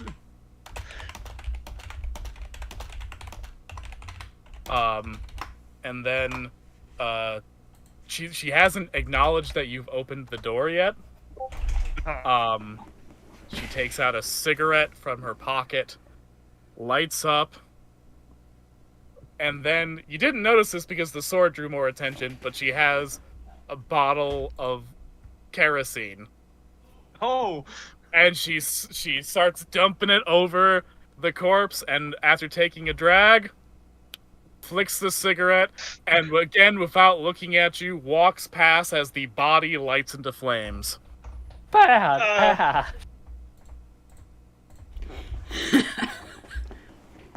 Susan Hanzo might not do this very often, but she still has her skills. Doesn't mean she's not good at it. yeah. So he's like, just keeps looking between Susan and the burning corpse. It's burning good. What's in this room besides the burning corpse? It's an apartment. There's like rotten food in the fridge. It smells pretty fucking bad. There's So like the things Baker of house. whoever, there's things of whoever lived in here several weeks, months, years ago. All in a state of extreme decay and disuse. There's like a thick layer of dust. Zoe backs out the door, pulls it closed as best she can, Mm-hmm. and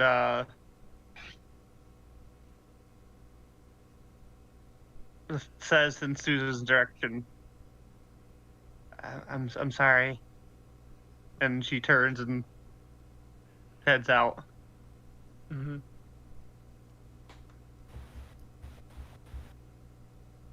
Things I did not expect. Susan Yeah, has that just went well. gone upstairs. That went well. Things I did not expect to get solved this denouement arc. The mystery of the Susan's neighbor. Ain't a mystery now. She killed it. Well, it's a mystery. Well, it's going to be a mystery of what caused the arson of an abandoned room. Here's the What thing, for killed the whatever monster? reason, Susan Hanzo! no one's been checking up on it.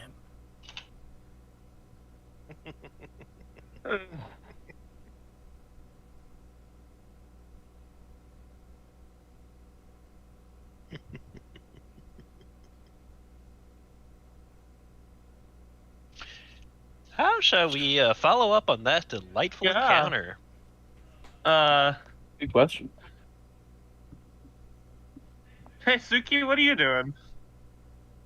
Probably still passed out somewhere. Okay. I imagine when the power went out, that might have woke you up, though. Well, power going out is actually not very loud. It's the opposite of No, loud. well, for me, when the power goes out, I instantly wake up because of sudden lack of noise. Also, the transformer outside the house blew up.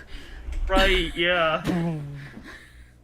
So I would say Suki woke up briefly when the transformer blew up, drew the knife, saw that nothing was going on, and Celia was not screaming for help, and then just fell back down on the bed. You Yeah. saw Celia and some of her friends rushing off, dragging a bunch of electronics into the woods.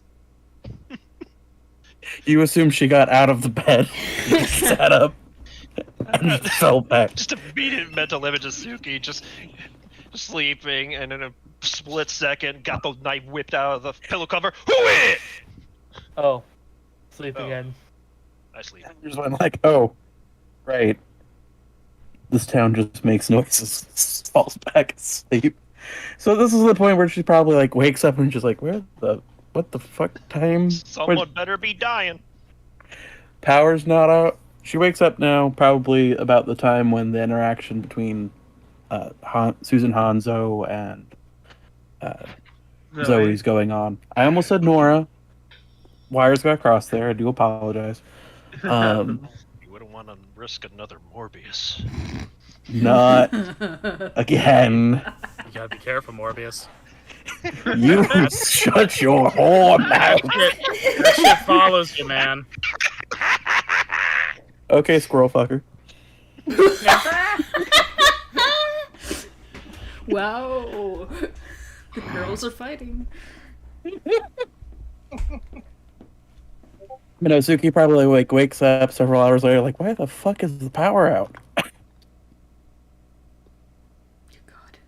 Throws on, gets up, gets dressed hurriedly, probably wincing a bit, though while the damage is healed, the body still remembers the pain of, oh hey, I nearly died again. Gets up and checks the phone. Are there any messages for Suki? Has anyone reached out to Suki? You'll see as a group DM chain. Fair. I Just imagine kinda looks- Isaac would have DM'd you. Although that's Isaac's call. Reaches, I guess if there's a message from Isaac, she's just gonna call him. Ring, ring. I don't know what. By this point, I think Isaac would have been at Spindle because he was heading in. Gets the voicemail, hangs up. Doesn't leave a voicemail, just a missed call, because she's a fucker like that. Oh, yeah. And she's like, well, Celia's not here. The sounds of chaos are quiet. What am I gonna do? Yes. Oh, thank God, it's quiet. Wait a minute. It's too quiet. I did hear the pitter-patter of gingerbread. Wait, no, I didn't say that. Don't listen to me. That's a good point. You should check up on your child. You know what? That's a good idea. I've been wanting to explore that angle for a bit. Suki decides, like, well, I guess I'm gonna go check up on Candy Steve. Hopefully he hasn't done something dumb. Off to the wax museum. So yeah, Suki would get on a bike and drive to the wax museum. Unless if there are gingerbread men in the house, she doesn't acknowledge their existence. They are allowed to exist. She is not their enemy. They are not hers. Didn't we deal with that? Didn't we already deal with the I thought gingerbread we man? killed them all. I thought we killed them all, but everyone keeps mentioning them, and I know how you act. We've killed them off several times. No, I'm but fairly certain we found the root. Yeah, it was you mentioned it once. It was a abandoned oven in a building no one's living in currently. Oh, we didn't deal with the owner. Okay, good to know. Good The last Yeah. thing that popped up was the birthday party, I believe. They just did a huge attack at the birthday party, and we just decimated all their forces. At the time. You need to bake more. But Suzuki's gonna get on the motorbike and be like, "This is weird. This is like the first time that I've been in this town, and nothing's tried to kill me within 15 minutes." Then Zoe jumps out of the tree trying to kill you. A finger on Sam's paw curls. No, Suzuki. He uses it to scratch his butt. Gross. Why is the Just monkey cut to Sam allowed? scratching his ass. So she'll get on the bike and casually drive through town to the Melody Wax Museum. The Wellity Max Museum. Look, In the town of Scarmany. the town Yes, the Wellity Supermax prison. The Get Wellity. Get Wellity. Yes. But no, she would drive to the museum, go in, I guess, to the front counter to see who's running the station, because beyond the group chat, no one's told her any plans or anything. And this was the last time when she didn't know anybody in town where they all were. It's a decent shot.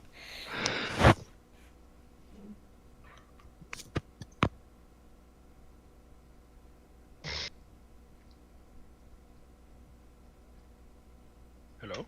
Hello.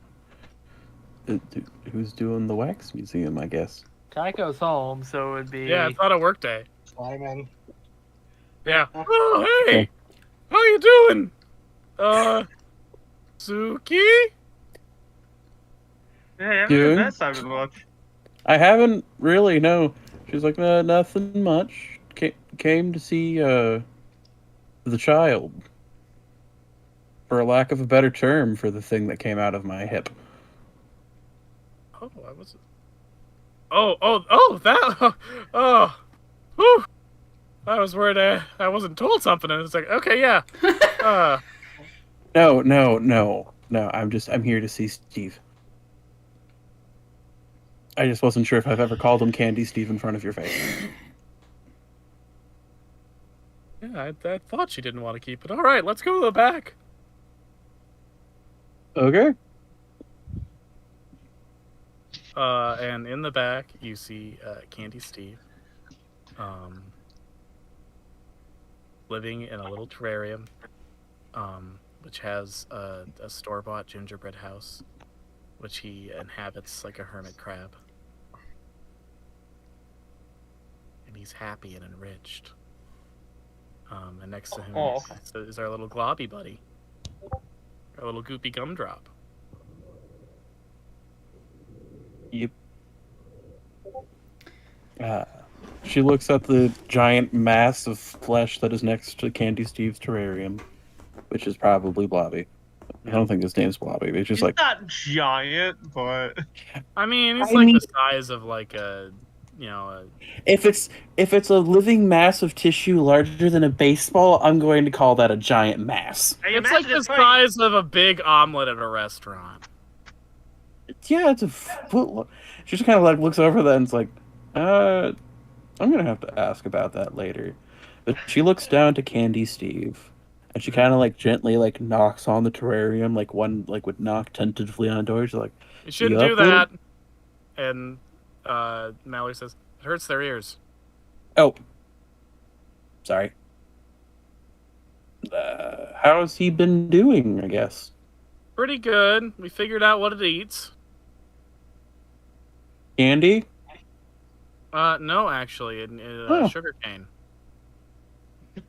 That makes a terrifying amount of sense. Okay. Hasn't been acting aggressive or anything, has he? No, I wouldn't say so. Okay. Just sort of rolls around a lot despite having arms and legs. Yeah. Sounds about right.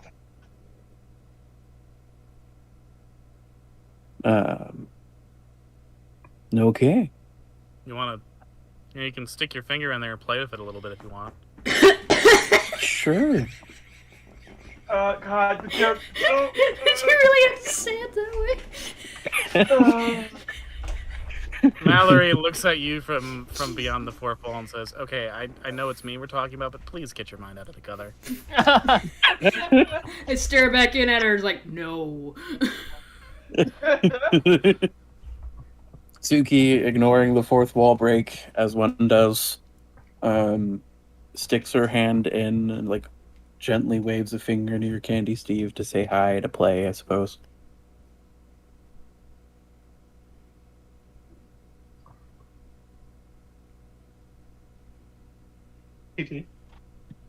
The Candy Steve, I did a little noise, but I realized that you wouldn't hear it because life is terrible. Candy Steve, wiggles its little tendrils, and does its best to play with your finger in a non-threatening and cute sort of way for what is essentially a giant sucker without a stick and with little noodly appendages. Aww. It's oddly cute. It is oddly cute, and despite her best intentions, Suki does give a small little smile.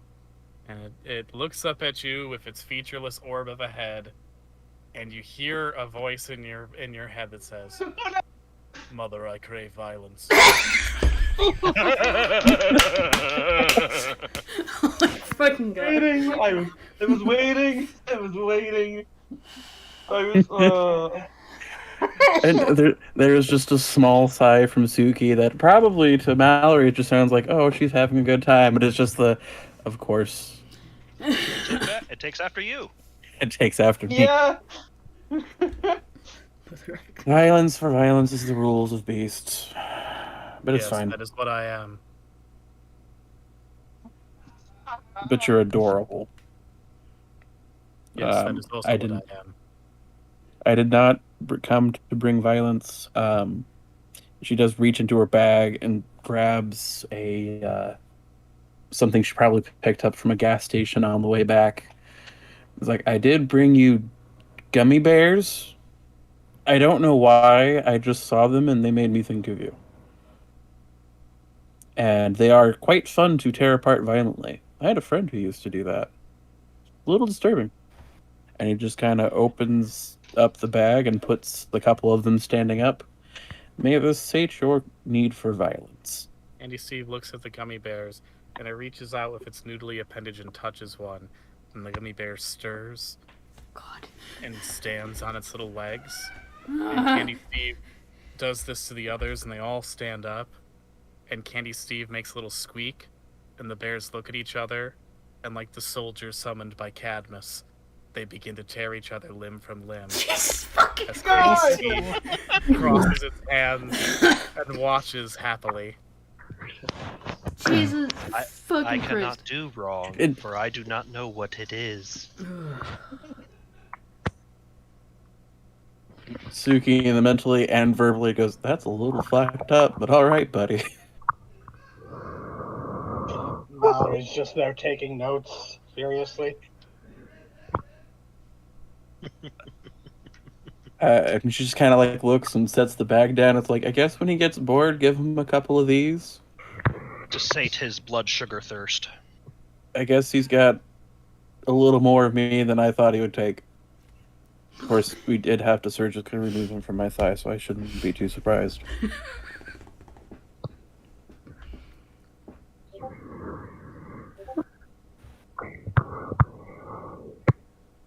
I should check in on the kid before she does something stupid. She says this Don't aloud. worry about it. And it's only appropriate that you make I believe that was a Greek mythology reference. Mhm.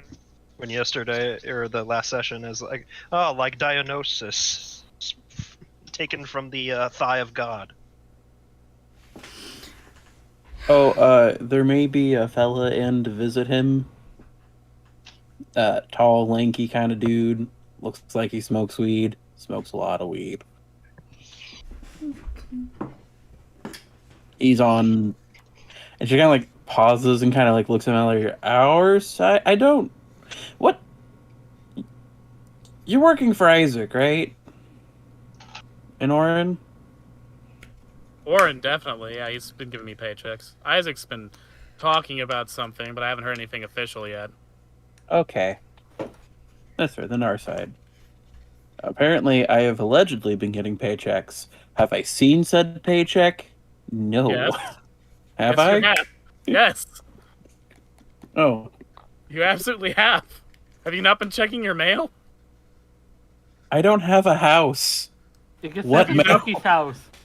Yeah. It gets sent to Celia's house. Yeah, it does. The mail's just sitting in a pile on the kitchen table. It's just Like 3 weeks worth of paychecks just sitting there. the envelope. Oh. I should. Yeah, you Yeah, should. I should. And just. I'm gonna go take care of that. Have Adults fun. need money to live, Suki. I have money. It is in my possession. As a person who's worked for Spindle, I know that very well. It's technically my money now because I have it. It's my money now. Totally didn't, I feel like you're on the up and up. I totally didn't get it through illicit means of taking from dead people. It's not like they need it. That's fucked up. You're on the up and up. I can tell you the illegal shit I've done. You're on the up and up. I'm not going to tell you everything, but the people whose money I have is not because they gave it to me willingly. Hey, I won't tattle if you won't. Yeah, I'm going to go, I guess, get my paychecks. And she kind of like Yeah, because you have a pauses. child to support now. She kind of like pauses and like looks, has a strange look on her face. That's so weird. But I'm gonna go get the paychecks, and I guess I'm gonna go check on the kid before she does something like run off and go fuck with a monster again. Knowing my luck, whatever time it is, she's probably already done it. And Suki leaves to go back to Celia's house to the 3 envelopes of paychecks sitting there. The only mail she's probably gotten in ages.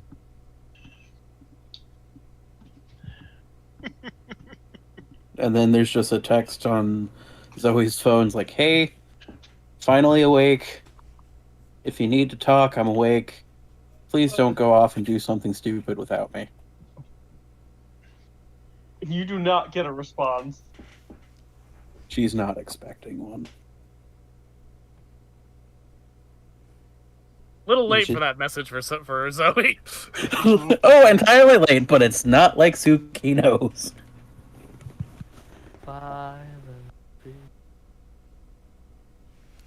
Yeah. Hal finally wakes up, and he sits up in bed and goes... Thinks for a second, looking up at the ceiling, and then he types to Isaac in a DM, and he goes, "Don't freak out." Don't freak out! Don't freak out. Don't freak out. All right. And then he teleports to Isaac. Yeah, but isn't Isaac a spindle? We really need. I think we really need to catch up to what it is Isaac's been doing. Yeah, Yeah, Isaac, before how's your he- day been? How's your day been going? Before Hal goes to Yeah. spindle. It's like, oh, little Hal, you came to me. Fuck! No! God. He leaves. That's what I'm just terrified. It's like Isaac is just like somebody in a meeting with, like, just there, like, with some of the other doctors, and it's just Hal. Boop. What are you doing here? But, My it's see my teleport were right hasn't had a malfunction. Let's see what Wait, else you have- Isaac's doing before he fucking pops in. Yeah. Yeah. So TT, he would have gotten in, because he normally checks in at Spindle like daily to see if there's a job or something.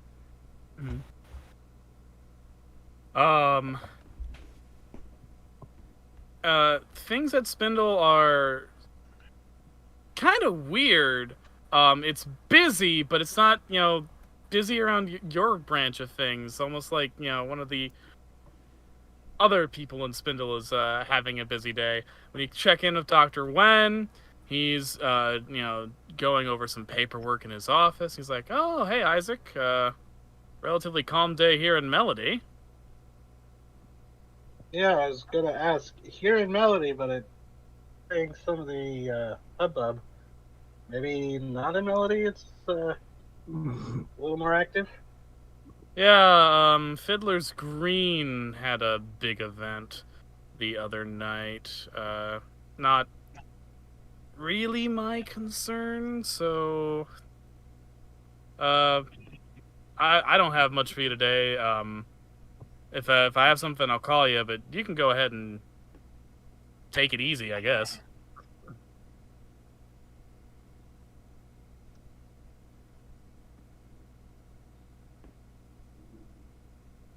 And Isaac will actually go down to speak with Dave and Records, see if he's got, because partially just to see if he's got any intel on this, and also because it's just funny making you do that voice.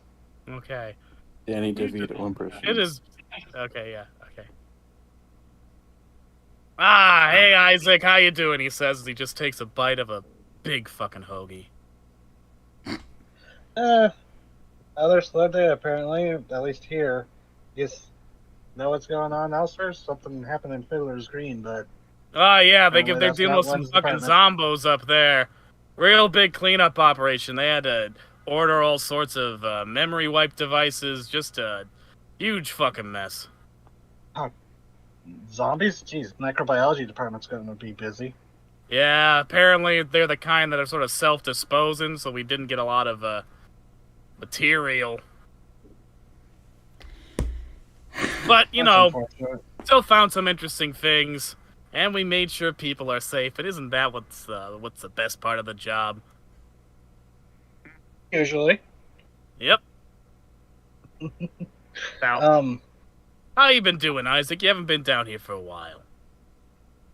you know, busy topside. They got me running around doing all kinds of crap. Ah, shit. Had to work with, oh crap. Oh, which one was the robotics doctor? Where? I had to work with Dr. Ware for a bit. That was interesting. Yeah. Ah, man, that guy, you gotta see the receipts on the shit he asked for. I mean, that would be interesting considering the tech that he had me working with. Yeah, he's always building the big devices. God bless him. Meanwhile, the person who is blessed by God.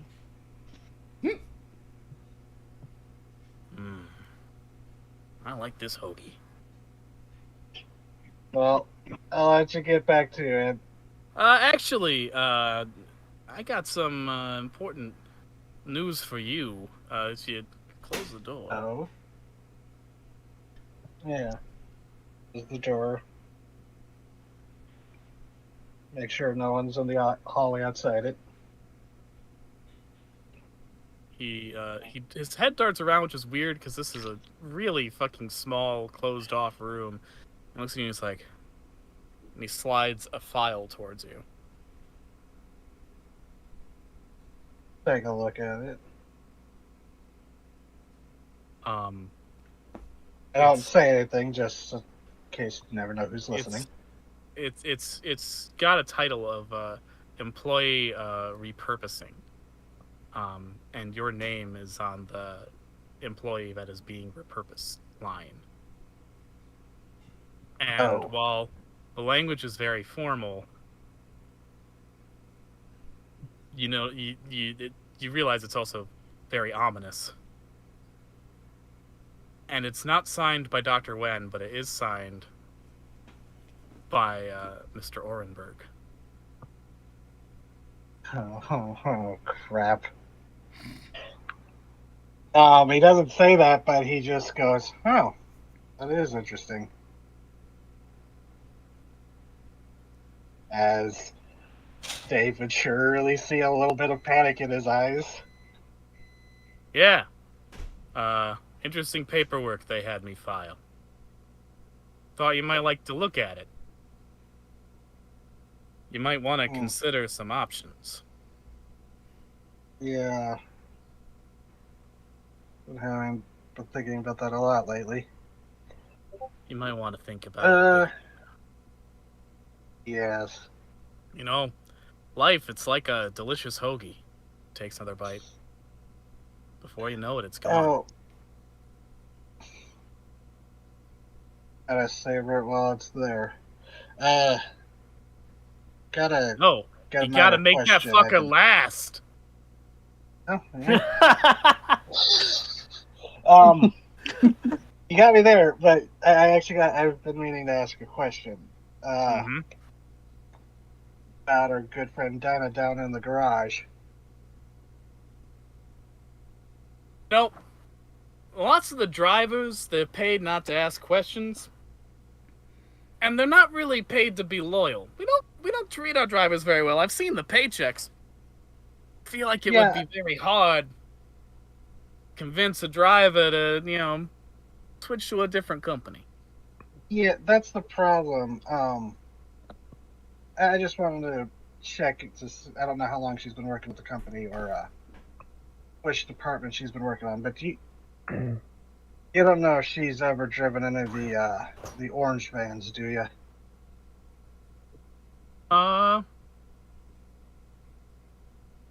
Orange vans? The vans that wise dudes use. Dr. Wise limos. Oh, no, he's got his own little cadre of people. Good. I just said I'm kind of glad I work for Dr. Wynn over everyone else. Wynn's a good man. It's a shame that he's not in charge of things. I think if he was, we'd be dealing with a different situation than we currently have.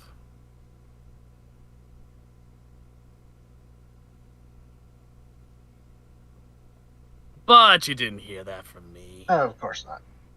And I didn't see any of this either. Yeah, you're damn straight you didn't.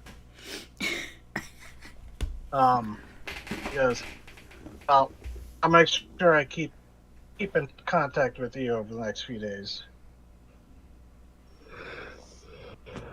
Yeah, make sure you stop by. I don't. Wait, there's no, insight, is there? I can't tell if he's, setting me up or not. That'd be a really bad situation, I think. Yeah, would that be a really Trust bad Danny situation? DeVito?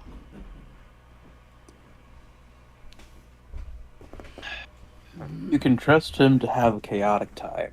That's what you can trust. I'm gonna spend my last years on this earth doing some weird shit. That would be a fucking Spindle employee. Yeah. So, okay, Isaac will just say, well, again, thanks for letting me know. This is pretty damn important. And, well, talk to you later, Dave. Enjoy that hoagie.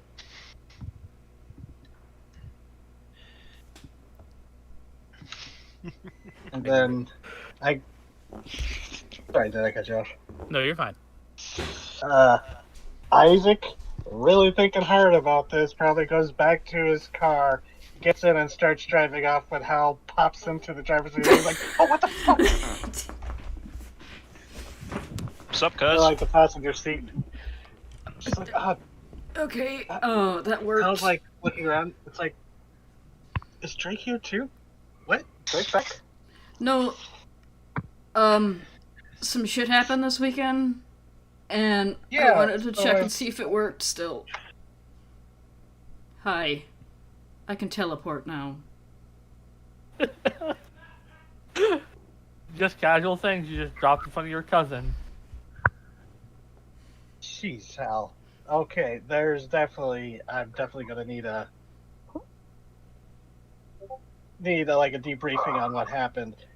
Spindle's like someone kicked the hive in there. They're all busy about something up in Fiddler's Green. Zombies? Yeah, and then Hal will spend the drive wherever they're going, just kind of filling Isaac in about everything he knows.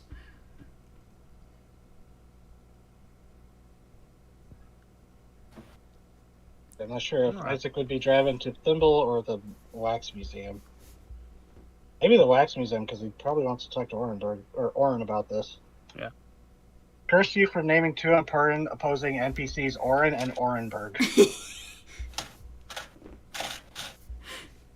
I mean, Yeah. It's fun though, isn't it? Confusing? Uh-huh. Turns out they were the same person the whole time. No, they were not. Betrayal. On House on the Haunted Hill. Well, that would make sense on why Orenberg would know all about us. I sign your paychecks. Isaac's getting paid twice by the same guy.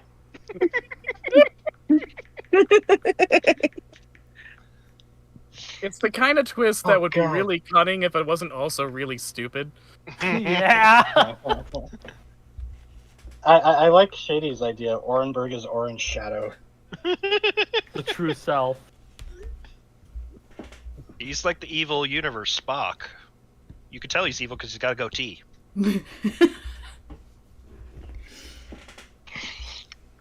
was gonna say, hey, but then I realized my goatee's gone full beard now, so I can't say anything. Yeah. But, what next? so Hal's just like kind of slumped in the front seat of your car, just kind of looking out the window like, oh my fucking god.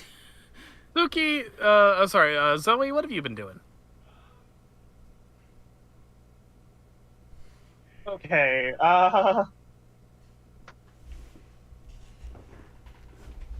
walking towards Thimble, but That's texting. quite the walk. Yeah, she's got quite a lot on her mind. But is texting Miranda. Okay. Is asking, are you awake? Yeah. You get a text 5 minutes later that says, yeah. I fucked up.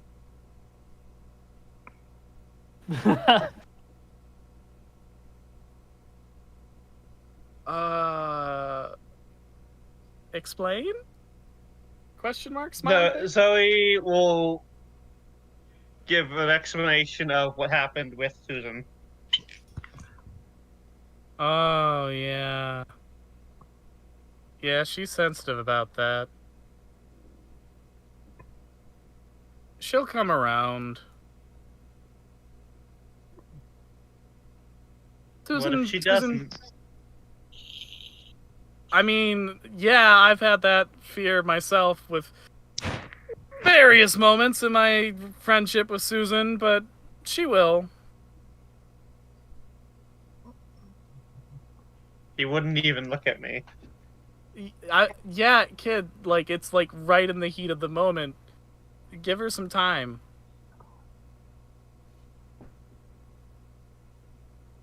The dot of typing goes away, It was the heat Comes back again. of the moment. and it goes away.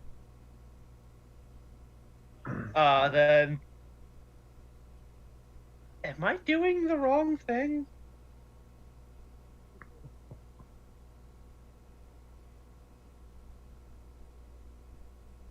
You get to have the exact same thing that you just did happen to you. Yeah. The only person who can answer that question is you.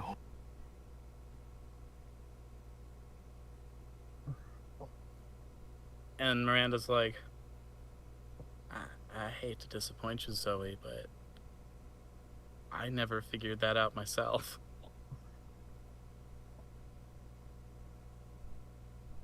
I really you haven't ever- figured out a lot of things. Aw. Did you ever,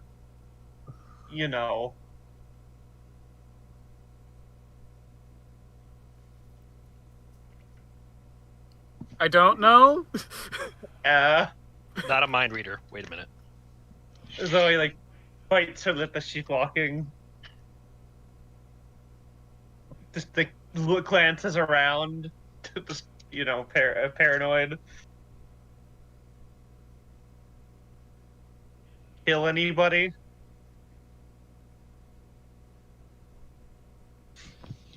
not a great thing to text someone. And she does text that, waits a second, and then deletes it. Too late. It's already seen. And she says, I never had... Well... ...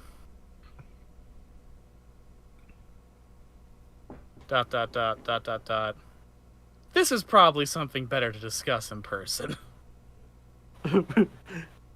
You meet me, I'm going towards Thimble. Where's Thimble? What is Thimble? Oh, right. She doesn't say Thimble. She's ahead and heading toward, what? Isaac did approach the Phantasmagoricals at Zoe's party about... Oh yeah, you're right. Okay. About Thimble. Sorry. About getting their potential help. I don't know if he would have had them visit in this time, but he would have told them about it. Where is Thimble? Zoe doesn't give the direct directions. Wait, I have the address. What the fuck am I talking about? I'll be there. Okay. Yeah, I'll meet you there.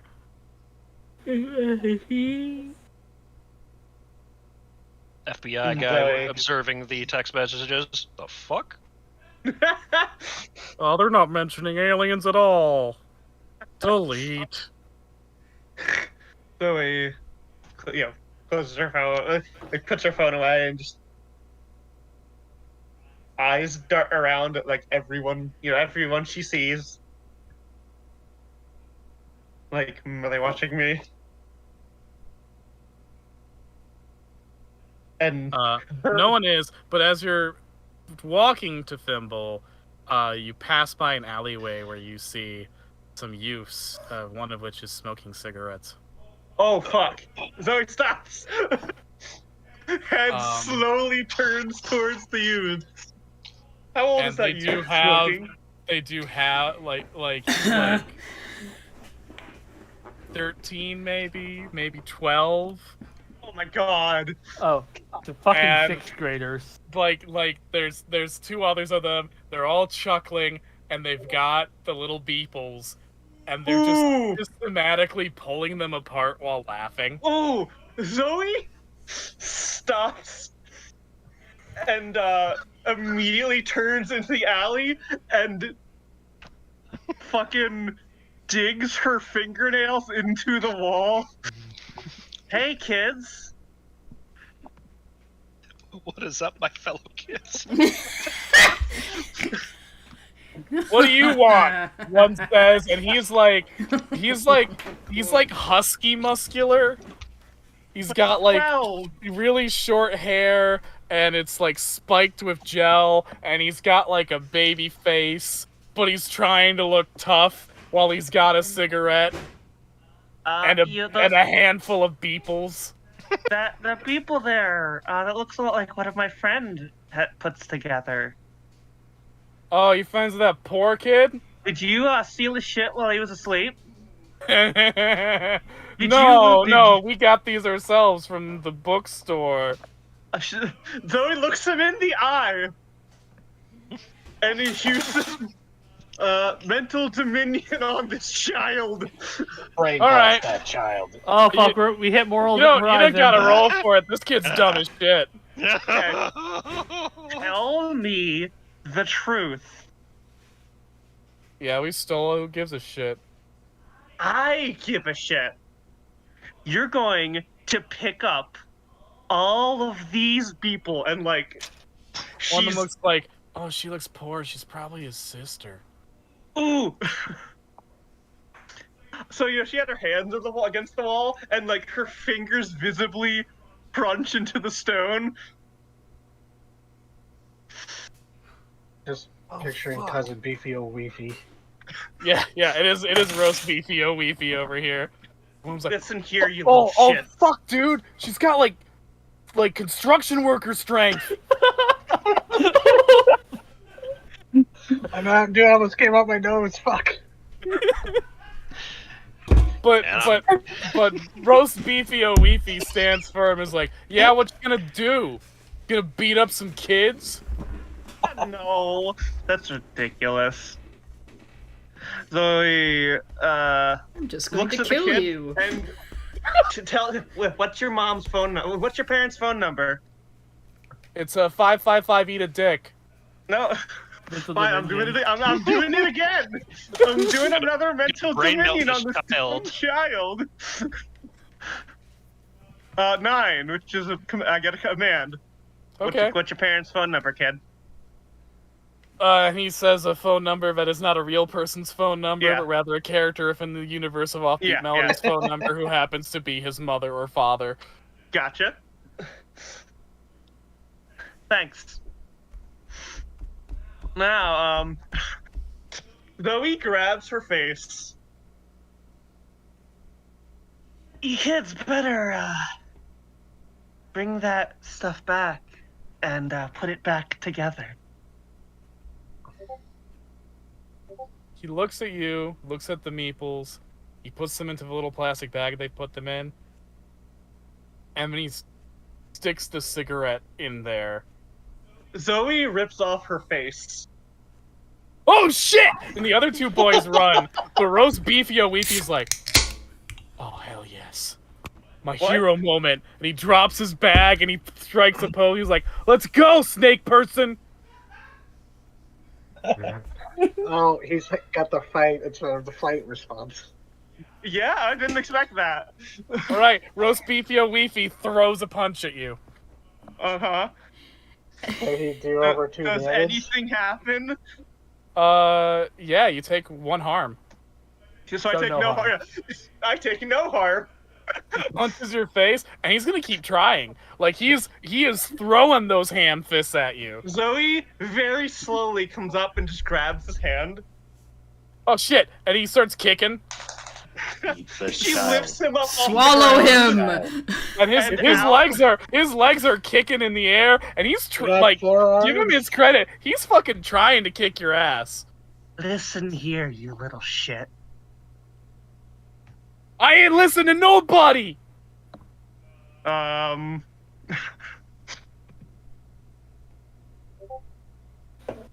You're going to forget everything you've seen in this alleyway. Is that a command? Yes, it is. All right. And you. Oh yeah. And you are going to make up for all these meeples that you've destroyed. Every single one of them.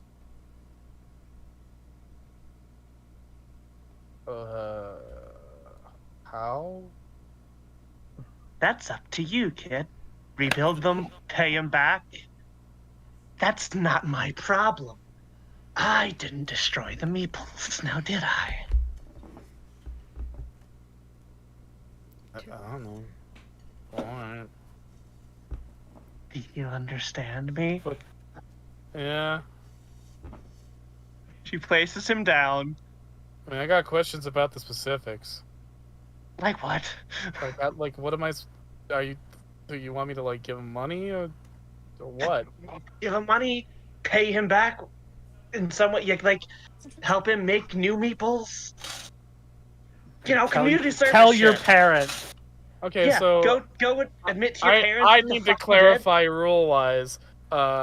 This command, how does this work? Do I get to work with genie rules?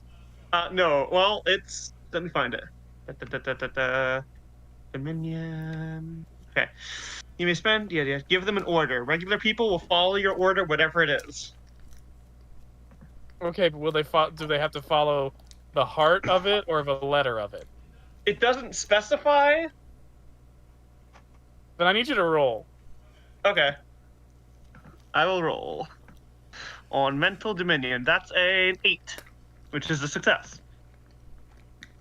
All right. Yeah. All right.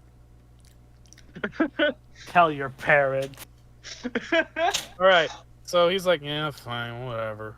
And he walks off to go fulfill your whims.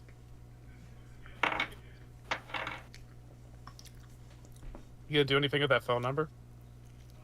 Yeah, actually, I have that in my mind currently. Okay. You gonna do anything with it? Well, aren't there other kids in here? No, they ran off. You Oh, tore okay. your face off. They fucking bailed when you bullshit. tore your face off. Only this little shit had the fucking chutzpah to be like, all right, I'm down. Zoe, goes further in the alleyway, like, pulls out the phone and starts punching in this phone number. Okay. It rings for a couple times and it eventually is picked up. Orenburg residence, Vanessa Orenburg Oh, speaking. fuck! Mmm. Hmm. Of course. Hmm. Ah. Hello? Oh. Hmm. Ask Hi, her if her who is this? refrigerator is running. And then hang up. Who is this? Is your refrigerator running? Oh, oh, wow, that's a classic one. No, it isn't, because there was a power outage. Because of the power outage? Yeah. I'm so sorry. I'm so sorry The about that. backup generator kicked in for most of the house, but we're gonna lose all the ice cream. Oh shit! I'm so sorry. Oh, I feel dude, really bad about this now. Sorry, you can do a different one. I don't really know the context for Prince Albert in the can, but there's a novelty to it. I don't know that one. Oh no, his wife is nice. Yeah. Oh no. I'm so sorry. This was a terrible idea. No, prank calls are like a time-honored tradition. Yeah,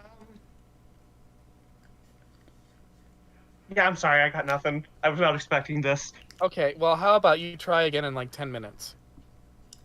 Or when you think of something, it doesn't have to be in 10 minutes. Okay. I'm sorry, I'm just getting really bored here. Oh no. Do you have a son? Do you have a son? Yeah, but you know, he likes to do his own thing. He's at that age where he doesn't really listen to mom anymore, and Oh no. you know, I'm trying. You know, his family. There's this whole like, you know, free spirit thing of kids, and so I'm trying to let him, you know, find himself. But sorry, this is a lot to unload on a stranger. No. Do you need to like talk? Wow, this is really weird, but yeah, I kind of do. Okay. Oh my god. Zoe, you know, Titi, how dare you? fixes her face. I've got some walking to do if you just need to like chat with somebody. That'd actually be really nice. Who are you? Oh, I'm a local kid. Oh, not kid anymore, but you know, I grew up in town. Yeah. Name's okay. Zoe. Oh, nice to meet you, Zoe. Do you go to the school? Are you a high school? No, I'm out of high school. Nice. Haven't gone College? to any college or anything yet. Oh, so like fresh out. Ish. Yeah. Have you applied anywhere? No, he starts walking towards Thimble. Not yet. Oh, taking a gap year. Yeah, figuring stuff out. You know, that's actually pretty smart. We rush kids into things too quickly, I think. Yeah, you know, and my parents didn't really give me much of a choice in that matter. Oh. He doesn't know. I don't know what's happening. Zoe is now talking to the Orenburg's wife. Who's also the mother of the little shit who picked on the entrepreneur. Yeah. Hey, so, you know, my family didn't particularly care for me, so you know, Oh my god, I'm so sorry. you know, it sucks. Do you have a place to stay? Now I do. Like this, I was sleeping in the park for a while. Oh, thank God. You You had know, me scared there for a minute, Zoe. You know, it took a while. My ex-girlfriend let me sleep on her couch for a bit, and then I met some friends. Like they weren't friends before that moment, but they saw I was living out here, and they gave me a place to stay. Oh, that's so sweet. You know, sometimes sometimes people can be very kind, can't they? Yeah, QT. they can, especially when you don't expect it. Well, I'm glad you've got people who take care of you. You know, young people Are- need that. Do you have people who take care of you? Well, material-wise, yes. Okay, that Um, you this- know that's not what I'm asking. Yeah, I know. My husband means well. He's just at work all the time, and you know, we live in this rich part of town, which is safe, I suppose, but I don't think it's doing well for our sons. Say, I'm his third wife. Oh, is this your son or No, stepmom? I mean, I Well, he's your think of son. him as my son. It's just He is your son. Yeah. he doesn't think of me as mom. I'm sorry. What's your name, by the way? Vanessa Orm. Vanessa. Vanessa. Okay. Are you local? No, we you know, me and Frank, we met a couple years ago at a Frank party. Ornberg.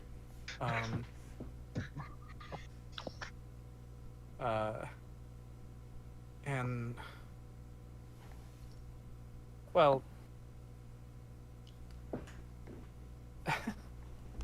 it was a whirlwind sort of thing, you know. He was very charming. And it's a little shallow to admit, but the wealth was definitely attractive given where I was. Hey, that's fair. That's fair. But he seemed he has a sweet side. You know, he's firm, but he's kind. Is he kind to you? Most of the time. Most of the time. Okay. Vanessa. He gets angry when things aren't working out at work. And Does he, brings that Vanessa? home. Vanessa.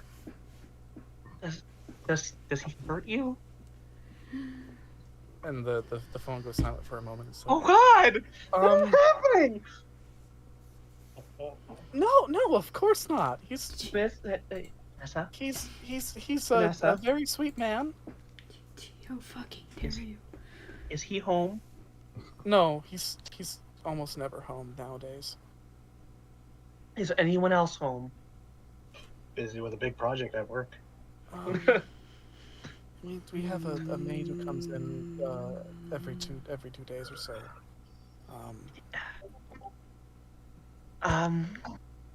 Would you like to grab some lunch?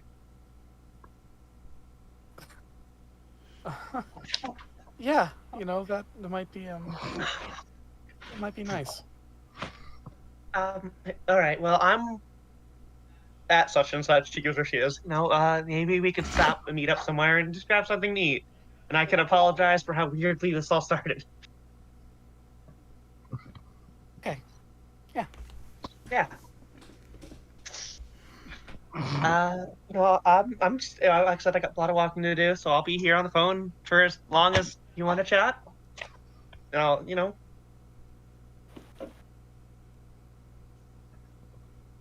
Vanessa? This is I didn't expect to have something like this happen today. It's nice. Can't say I did either. Would you mind, because I know I'm meeting up with somebody else, just in case I meet them along the way or they're asking where I am. Would you mind a third or fourth person coming? No, actually, outside of house parties, I don't really actually get that much socialization. So, Okay, well, I've got That a would be friend nice. who, well, she's a friend, like, older, you know, just more like, you know, role model, I guess. I was going to go meet her, and wanted to talk to, a girl. If that's okay with you? Yeah, sure. I'm a girl last time I checked. No, like, talk to a girl.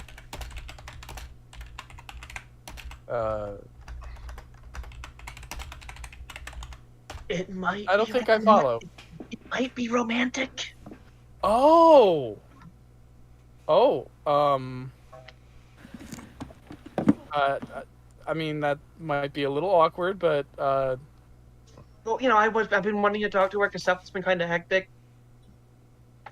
oh, yeah, I understand, yeah. Well, good luck. Yeah, thanks. You I don't know. I don't know for sure if either of them are gonna show up, but just in case, yeah, do you want advice?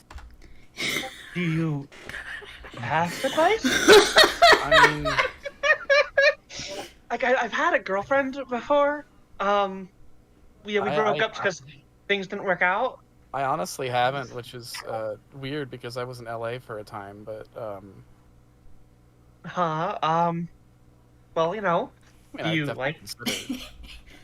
Oh, so we're both. I don't know if I can label it. And that's fair. That's fair. Not everyone can. I don't know if I can label myself like that either. Certainly a lot of people tried with me, but I didn't actually try and play the field a lot before Frank. Always was sort of shy in that respect, to be honest. Easy. It'd be nice to just it's nice to just talk sometimes. Yeah. It's really nice. How old are you, Vanessa? 29. Okay, how old is Frank? Not judging, I'm just legit curious. He's like 58. Oh my god. Hey. I'm not. How long have you been married? 2 years. Okay, yeah, that's not bad. TT, how You know. dare you? God, TT, what's happening? Yeah, what the absolute fuck? Yeah. Hey, I missed it. What's the outrage? Well, for one, I'm talking to Orenberg's wife. Who's only 10 years older than Zoe. She's 29. She's been married to Orenberg for 2 years. She's really fucking nice, and Zoe and her are kind of becoming friends, and it's weird. Trying to be a good stepmom to Frank's shitty little son, who's the one who was stealing the entrepreneur's shit. Yeah, no, I how's it cut going? that up, and it was just a sudden Okay. outrage. I was like, wait. She's there's an 29. age that- Yeah, Bigger than I am. like so, Shit. it's not that weird. She is an adult. There's an age gap, but it's still like, There's a massive power imbalance. yeah, There's a big difference. For He's that. literally twice her age. yeah. I just want to state for the verbal record, this was originally intended to be a breathing session. Yeah, Zoe just keeps traumatizing. Zoe, why do you keep opening the cans of worms? Then she introduced TT introduced this little shit who was fucking with the entrepreneur. I was just gonna let him get away with that. Then leave the kid! And then this happened. You almost bailed from this phone call, but curiosity kept you at it. It did, yeah. I just want you to know we're past 50 episodes. I just want you to know at this point you should know when TT says it's gonna be a fun, low stakes thing. Yeah. It's a lie every time. I mean, it is low stakes. You're not fighting monsters. Yeah, this is just talking. No one's life has been threatened. Well, okay, a little bit Zoe. At this rate, given that a non-trauma session is going to lead to trauma, I might as well just jump into my arc next. TT, Yeah? we're dealing with the horror of a loveless marriage. I mean, we've already seen what results in that. It results in Julie. Mm. I cannot wait for the moment where Orenborg is like, I refuse to be cocked by a Kind of. So I don't think this was gonna happen because, but I kind of, part of me is like, oh, I hope Orangeburg's son does legit like becomes friends with the entrepreneur, and like going and making it up to him. I hope like an actual friendship comes out of that, but We'll see. we'll see. Yeah. Not all won't- orcs become. Not all all. bullies all are are I won't actually- necessarily shoot that down, but Orenberg's kid is a little shit. He is, but he just got fucking. Wait a mind minute, wiped. TT. God damn Is this it, DC. recycling your Sanguine Luna pitch for the? This is in fact an echo of Sanguine Luna. There have been a number of those in Offbeat Melody. Like the original has its whole family. Yes. Little shit kid, a stepmother in a very loveless marriage to a. Will this one become a vampire? We'll have to see. So Maybe she's already a vampire. Did you ever think of that? Vanessa. Mm-hmm. You know, I'll pay for lunch because I started this mess, so you don't gotta worry about that. Mhm. How about Zoe gets? What's a good like in between location between Zoe and her to There's. make something good? I feel like there's several. Like, you have the majority of the Okay, town of you know Melody what- between you at the moment. Yeah, you know what? What do you like to eat?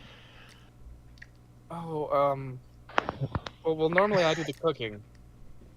Okay, but what do you like? I haven't had it in a while, but I've been craving like a greasy spoon diner burger.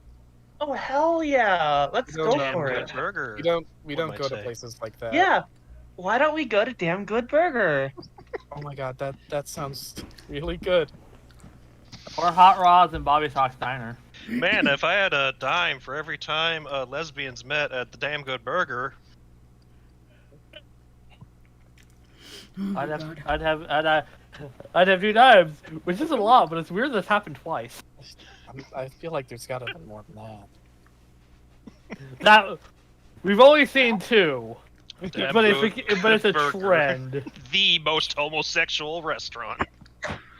So I mean, it is a I'm saint. sure It is. Susan took dates there. I mean, there is a saint. It is a front for the Satanist group, which has a secret. Zoe introduces her to the Satanists. That's that's not a terribly far walk for me. Yeah, I can get there. Guess I'll find where the Not spare too long. key is.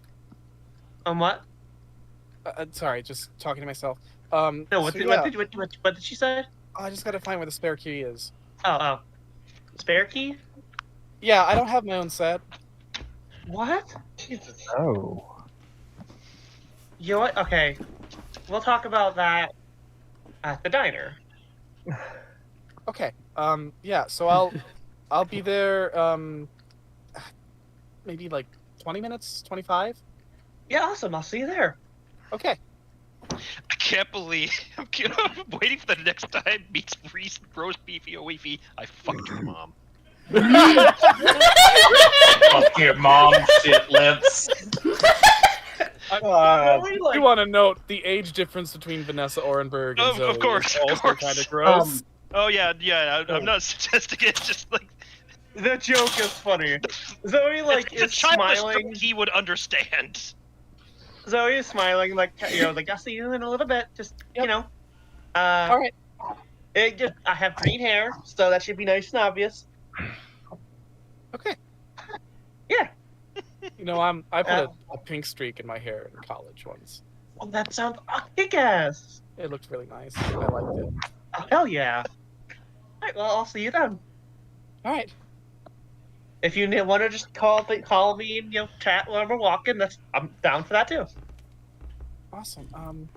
Yeah. Yeah.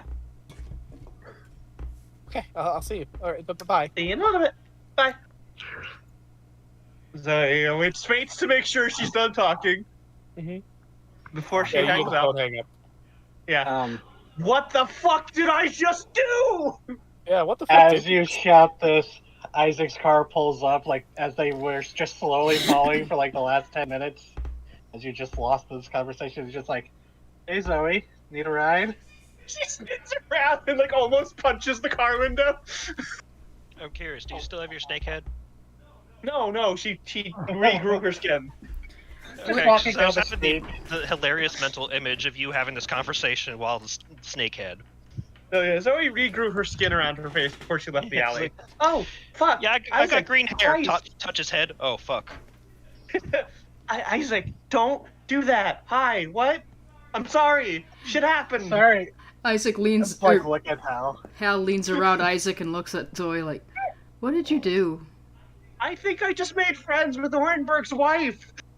And Isaac leans over like, you did what? What? I'll explain later, okay? Hal, Yeah, can you fill Isaac in on what happened over the weekend? I Or did. past He couple has days? been. Okay. Yeah, he has been. Well, see, so I saw the entrepreneur earlier. Someone stole his shit, and I found a broken beeple. He gingerly takes out the broken beeple. Oh. And then on my way here, don't ask about Susan. What about Susan? I'll explain later. I'll talk about that later. That's still a fresh wound. I saw these kids in the alleyway crushing up the beeples, and I did my thing and got them to tell me the truth that they crushed them and stole them. So I, ripped my face off Zoe. and commanded, did my thing to make them go and make up for what they did. Zoe, how old were these children? Like 12. Zoe. How they stole the Like, entrepreneur's like, beeples and were crunching them. They Zoe. lit them on fire. They're 12. Oh. Zoe. Yeah, and all I did was make them forget they saw 12-year-olds are my little face. shitheads. Yeah, all I did was make them forget they saw my face and go and make up for it. Well, Isaac wouldn't know this, but I think he only got one of them to forget. The other two are Yeah, now but the other traumatized ones are for going to life. be terrified, and their boss isn't going to remember what he saw. They're gonna, So, they're gonna see you on the street and just run the other direction. hey, I ripped my face off. They'll be lucky if they remember what I was wearing. Also, How? you were in a dark alley. Hal? Yes. Huh? You gotta call Hal. Okay. Hal, can you bring those rubber gloves and those pliers over here, over to the bunker next to Contralto Beach? Why? I've been shocked 3 times. God.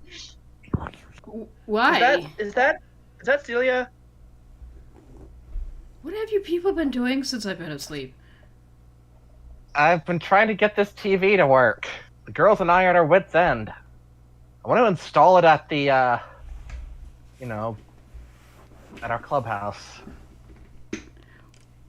Oh, okay. So yeah, while you guys deal with that, I'm gonna go. Where? Go Wait, where? Wait, What? Go where? One of lunch? Tasha's bunkers, it's close to Vibrato Beach. No, I mean Zoe. I'm going. yeah, I'm sorry, going where are you to. going? I'm going to get lunch at the Damn Good Burger with With my Orenberg's boss's wife. Okay, guys, later. Stop terrifying 12-year-olds! You're gonna fuck up their brains. What? He yells out the What? window. He says, "Stop terrifying 12-year-olds! You're going to fuck up their brains."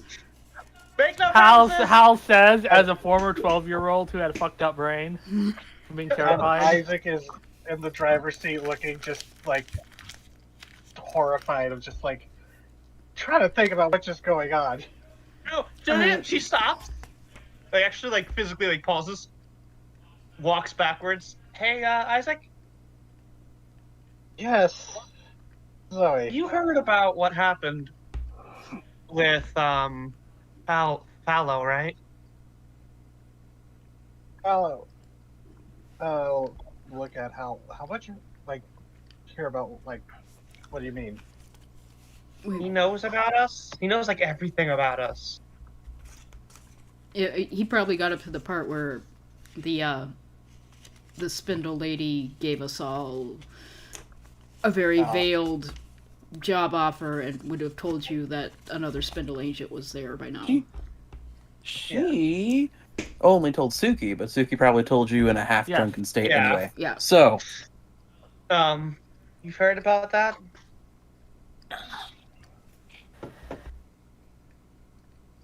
This was Isaac? a buzz.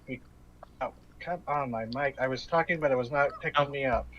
Yeah. Sometimes it happens when there's too many GIFs on Discord going, and Oops, it I'm freezes sorry. on me. Oh no, it's because I use Discord in browser rather than the app. It sometimes gets laggy. I forget about that. Sorry.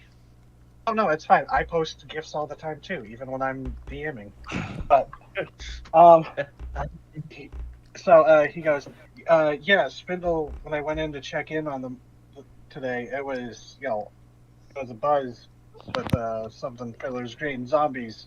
How it's telling me space zombies, alternate dimension space zombies. Yeah.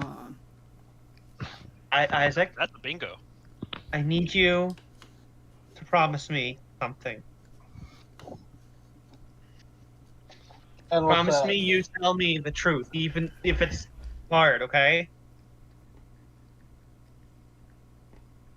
I've been honest with everyone. I know, and I know you have. I trust you, Isaac. But can I trust Tamlin? Are they safe? And like her face, like she'd been surprising. Like the talk with Vanessa was surprisingly nice, so she was like looking all right for a minute. But like when she says this, her face is like distraught. Yeah, like he sees that, and I guess by this point he would have stopped the car and kind of like step out. But he's like, Zoe, I first knew I could trust Tamlin when. You remember when I had to go to actually Nocturne back when you all had to deal with Julie's problem at the state park? And Tamlin went to do a job, and at her own risk, because she didn't know how I felt really about this, she put herself at risk to ask me if this is a job that we should be doing. I trust her. She like takes his hand and like squeezes it. Like, promise? I promise. They've done nothing to show me that they have anything other than goodwill for the strange. I guess we all count as the strange now. Yes, Zoe, your girlfriend is kosher. Thank you, Isaac. You're them friend. Yeah, my them friend. I wanted to, hang out with them because, I like them. And this past couple days were really bad, and today hasn't been the best either. So I wanted to have something nice today, and then I wound up talking to Vanessa, who turned out to be so much fucking nicer than I expected. And my brain was like, "Well, why don't you invite Tamlin?" And I needed to make sure. Yeah, he like puts a hand on your shoulder, like trying to like steady you, and he's like, Sorry if I seem a little alarmed, but you will have to tell me everything that happened, both in Fiddler's Green and with this lunch date you have with Orenberg's wife. What? Yeah, how the fuck did that happen, Zoe? Sorry. Okay, so the little kid, that kid, the little shit. I told him to give me his parents. Before. What? They've never met this child before. How do they know him? Yeah, no, Zoe was talking about him. Oh, okay. The one who was destroying the meatballs. I told him to give me his parents' phone number, because I was going to tell his parents. Then I just told him to fix things anyway. I was like, I might as well see what this number, who's on the other end of the phone number. And it was going to like prank call him, but it turned out to be Vanessa Orenberg, whose fridge was out of power, and she was like, no, it's fine, try another one, try another joke and everything. And she was really sad and nice on the phone, and God, I think Orenberg might be An asshole. what? An asshole. Yeah. And she's really sad and needs a friend, and it just kind of happened, and I'm going to go be her friend now because I have no control over my life. All right, Zoe. I'm gonna go fix whatever the hell Celia's doing. Yeah. Yeah. Isaac, I'm not sure if she's gonna divert her path, but Miranda might be going to Thimble to talk to me as well. Yeah. You need backup? You got a lot of fingers and a lot of pies. I do, yeah. Yeah. I Omniscient need voice to from know- nowhere. I need to know who's going where. Just explicitly. I'm going to Damn Good Burgers. Okay. I'm gonna go help Celia not be You're going to the rich electrocuted. people section of town. Yeah. I I posted don't it know in- where Isaac's going now. It would be kind of weird if you could track our phone calls. Their burner phones Kaiko gave you. Yeah, but like... Kaiko's that Maybe a friend little- that's just listening on your phone call. She don't that's a listen, she little- just knows who calls who. Just because you have access to that information doesn't mean you see it. You have to go and look at it. Yeah, but she would know what phone number the Orenberg mansion is. Would you? Yeah, it's And public. Yeah. It's called a phone book, Zoe. Once you know that They still Orenberg is just... Like, okay, but like, yeah, but That would does track. to look at the history of another phone, you actually have to go and look at it. Would So you can do it would remotely. Kaito go and Anyways. look? Anyways. Okay, what I need to know is who is going where? Who is going where? GM wants to know. We have a half an hour left, more or less. I can maybe go a little bit longer, but not much. Okay, I'm going to Damn Good Burger. I'm going to Celia's to, help her not be electrocuted. All right. I think Kaiko Isaac, where is Isaac going? That is a good question. He's suddenly been hit with a lot of sudden stuff.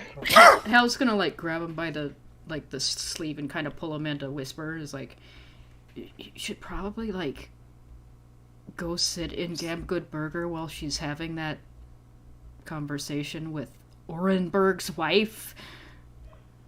Yeah. If she doesn't recognize me. Oh, God. Because it's Damn Good Burger. Awesome. Kaiko, you said you were going to a place? I was gonna go see what Celia was doing, but I've been wanting to do this, but she hasn't gotten off work yet because I think Kaiko and her GF need to sort out some issues that happened. And Oh, okay. Oh, then we'll get to that first. But Celia, you're staying at your place. Suki, what are you doing? No, I'm at the bunker. Oh, you're at so you're with Kaiko? no, at the bunker that she's stashing all the electronics in. Celia and the Undines fled to one of Kaiko's bunkers, and now she's they're trying to figure out how to get the TV working after all of that. Mm-hmm. So that can Okay. sit on the back burner. Yes. All right. Suki, are you doing something? Suki's just kind of going through the wax museum, huh? Neat. All right. Kaiko, Julie comes home from her radio show. I feel like enough time has passed for that to make sense. Yeah. Yeah. Well, it's sort of nice to get back in the routine of things. How are you holding up today?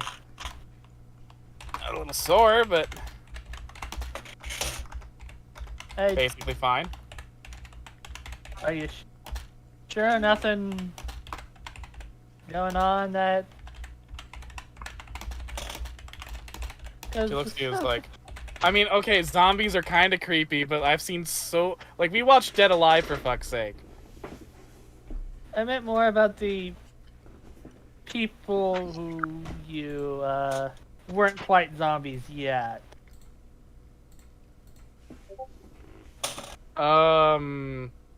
Like the bystanders? No, I mean, The sad that people some who of them who died. was about to shoot at me, and then you. Oh, the cultists. Yeah. Well, I mean, turns out a guy with a gun is pretty shitty once you get past the gun. are you okay or? She looks at you and she raises an eyebrow. And she's like, "Oh, because they were human." Yeah. Oh, well, you know, it's a funny thing.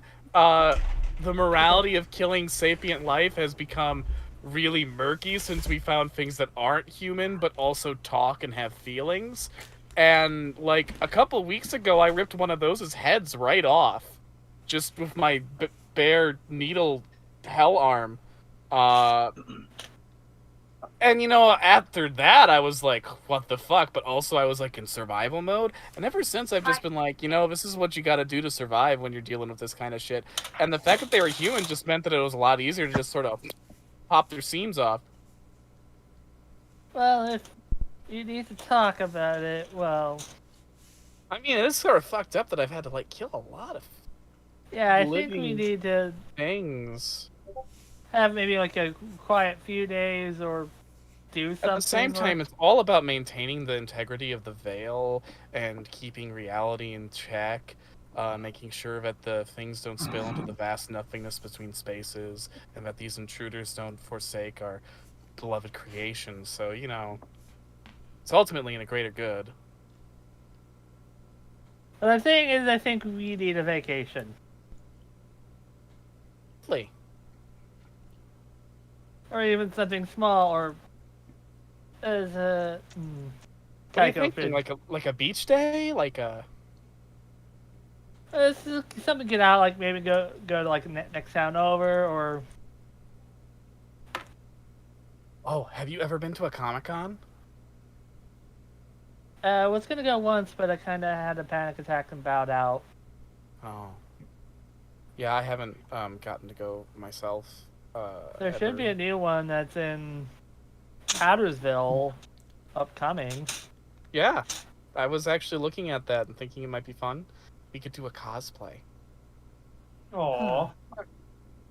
Like a team cosplay. I could find someone who's got like a fucked up robot hand and be that. Well, you could do like a femme Terminator. Yeah. Yeah. We'll find something. I was thinking something more anime.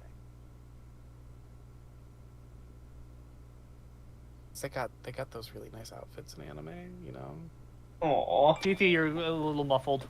Sorry, I was thinking something more anime, you know, because they got like some really fun styles in there, and I've been maybe looking at some patterns. It just seems like it'd be a more fun sewing challenge than just like a leather jacket. Yeah, that'll be fun. If you just need something more, I'm here, you know. Aww. I know Kaiko, and she gives you a hug. She's like, I'm here for you too.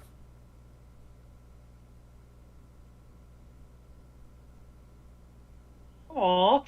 Aww. We're all just gonna quietly ignore the moment when she was weirdly verbose about the integrity of the universe. Kaiko noted it down, but she knows not to comment on it. Oh, we noticed. Also, you can fade to black here, TT, but that thing you said the other day. You determined what room is for what?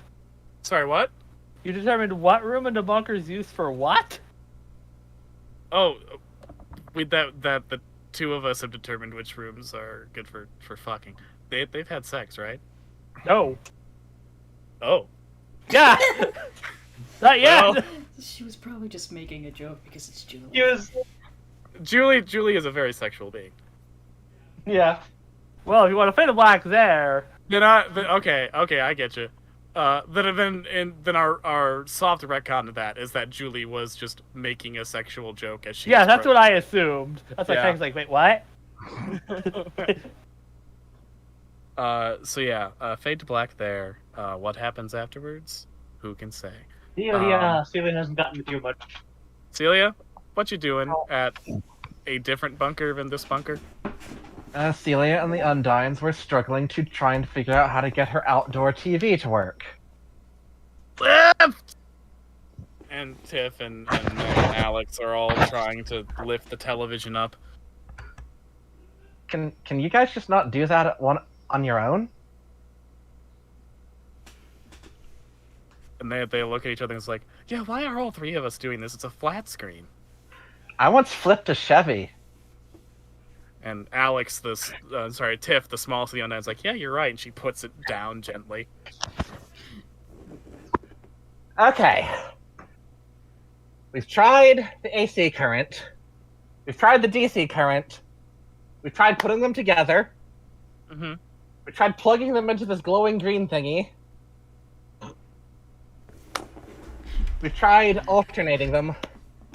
What's left? Tiff pulls out a glowing crystal sphere and says, well, we've got the orb. How long have we had the orb? Like 2 weeks. Fuck it. Plug it in. All right. And they Ponder it! They doink the plug against the orb, and the first 2 times it bonks off with a little tink tink. The second time it goes smoothly into the crystal. Oh my god! The television flickers on, and you see a person in full wizard regalia inside of a television, and Did you do it? they're placing their hands on the screen. Did you do it? Where am I? Oh, horrible creatures! Please release me from this living hell! I've never seen this movie. Please! Please release me! The wizard shifting. I've been trapped for...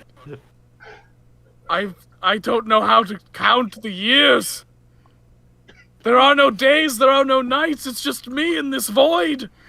Is this a Clive Barker movie? Please, strange fish people! Oh no! I don't care what sort of nightmare world you live in, I want out, please! What?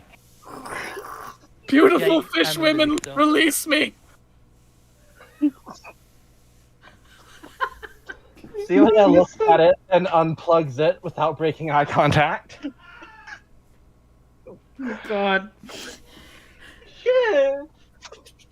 Tiff's like, useless, and she chucks the orb and it falls and shatters. Oh my god. That channel That's one way to free him. No, No. it's not. Oh, He's fucking It's now dead. Yum Yums. I didn't say a wizard came out. He's been erased. He's fucking dead. Celia, you get a text from Hal going, where are you? You're not at your house. I told you, I'm at the bunker. The one next to, Vibrato Beach. Okay, I'll be there in just a second. You know, the one hidden under the campground? Yep. And he's there in literally just a second. Okay. When Celia steps out, her The- hair is incredibly frizzy, and her clothes are heavily singed.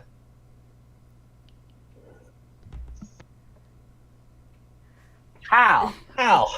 Did you bring the gloves? What are you guys doing with the TV? Okay. We have this place we like to hang out. I thought it would be nice if we could, wind down afterwards with the TV. So I thought I'd get it set up. I got the generator, and I got the TV, and I got all this electronic spaghetti. I don't know how to make it work. Hey, Celia, Yeah? have we tried the outlet? Which one? The one outlet.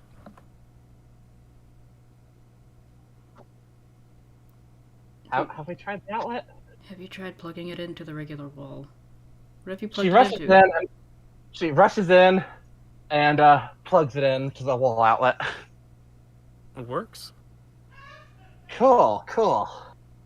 How do we get the outlet all the way to a place?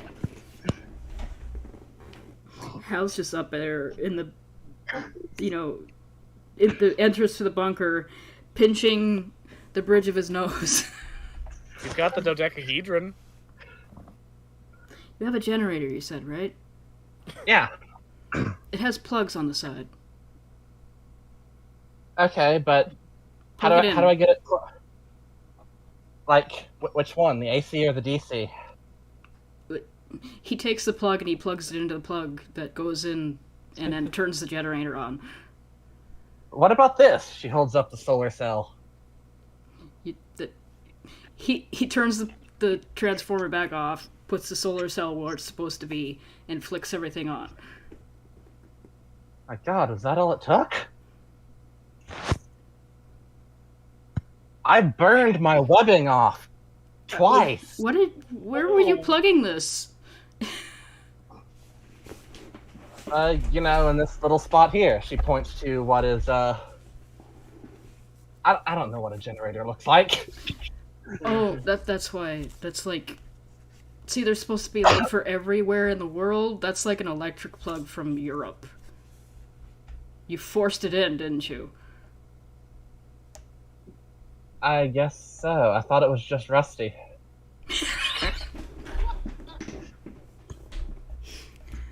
It's this one right here.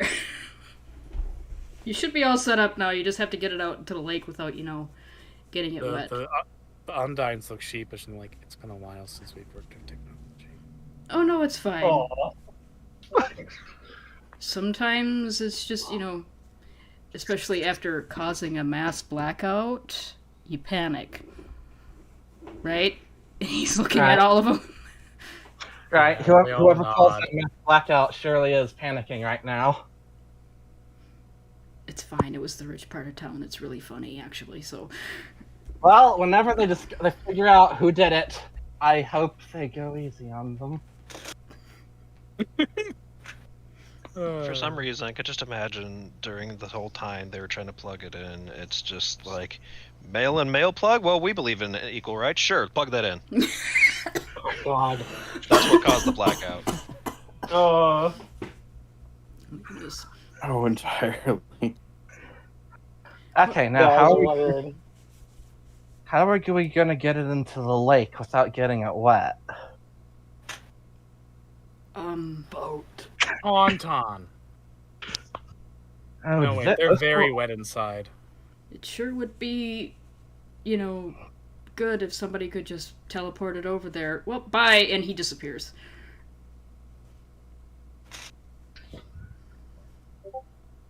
I don't remember him being able to do that.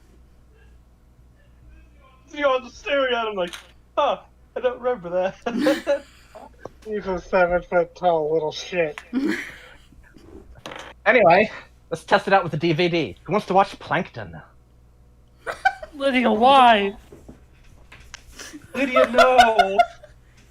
What? I've given them terrible power. Yeah, you have. I've seen that movie. They might. Oh, God.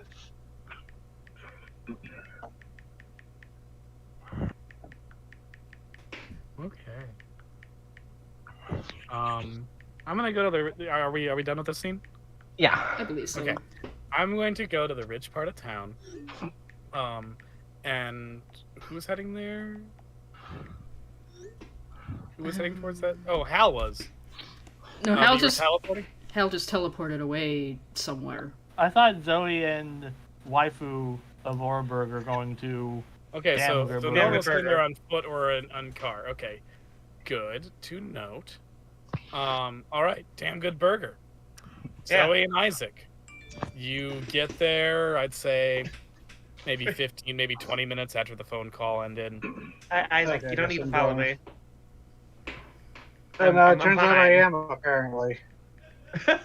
I'm sorry. Were you not? I tried to reinforce where the fuck we were going. Well, no, it was just I don't know where Isaac would go because I'm He's as confused torn. as he would because there's been so many developments very rapidly. Okay, fine. Isaac, you're paralyzed of indecision in your car. Zoe went to Damn Good Burger. Yeah. Zoe, you Sorry. get to Damn Good Burger about 15 to 20 minutes after the phone call with Vanessa ended. Okay. And you wait. Yes. And you wait. Oh no. And you wait. Oh no. And about 45 minutes after the call ended, you realize Vanessa is late.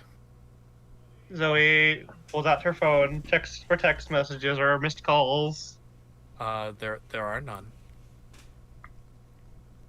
gives her a call. We're sorry. The number that you have dialed is not connected. Oh.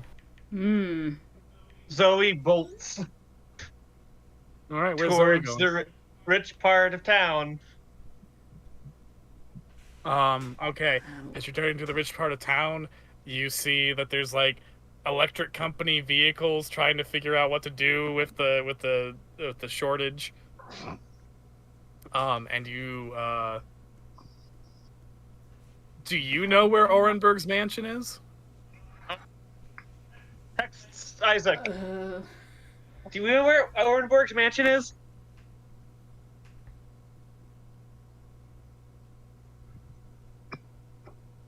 I don't know. Would he?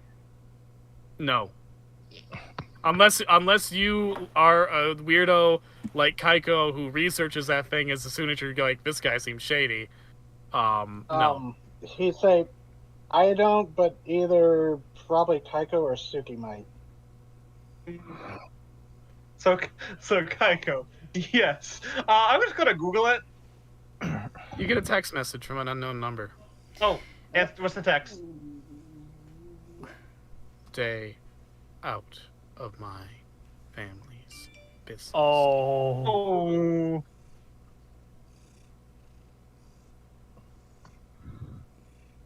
Who is this? That's You don't get a response. Oh no. Well, you can't follow that order if you don't know who it's from. Hmm. Zoe, welcome to the electrician. Oh wait, oh no, hold on. He already knows where you live. Yeah, Don't give you him know where I any live. more motive. Yeah, you don't want him to give Y more room and melody. Orenberg might see you as a curiosity until you press this further. Now you're on his personal radar. Yeah, you're in the place that Suki has been specifically trying to avoid. So, good luck with that. She's just having a good old time at the Wax Museum right now. PT, why would you do this to me? You pursued it. The consequences of your own actions. I don't remember the last time I took just a day off to go to the museum. This is nice. Suki has a nice day. Man, Suki, you've had so much fun feeding Duchess Scissorjaw. She's For like, once, man, it's not Suki who's having a bad day. Yeah, good for her. Yeah, good So for he's her. like feeding Duchess Scissorjaw, like reading on some of the cryptids, and they're like, I don't know what the fuck these melon heads are, but like, what the? They can't look like that. Zoe texts Kaiko. Uncharacteristically, the phone is Yeah. the phone is muted. Fuck. You fucked around and found out. I was just trying to be friendly. I wasn't fucking around. I accidentally made a friend. That was your first mistake. I will say, at some point, the group chat does get a message from Suki, doing a really bad selfie with the giant snake and going, "Is this the LOL snake?" So, Hal texts back and goes, yes. That's it. Zoe like looks around like.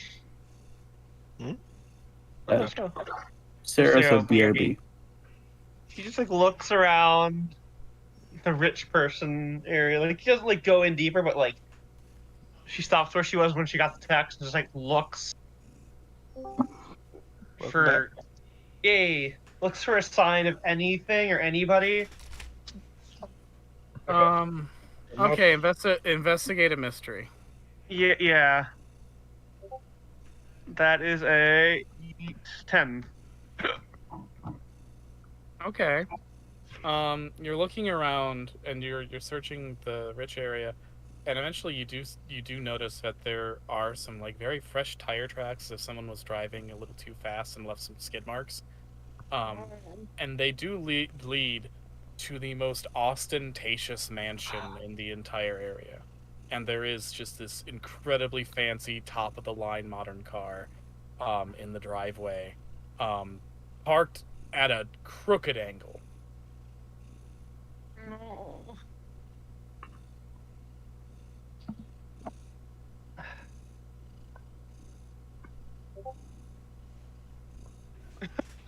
Yeah, what the fuck? Yeah, Zoe just has trauma-seeking radar or something. I apologize. Zoe, I'm, Zoe, just, I'm sorry, I'm just thinking about what logically follows of all these things. Yeah. So he looks at the house, looks at the car.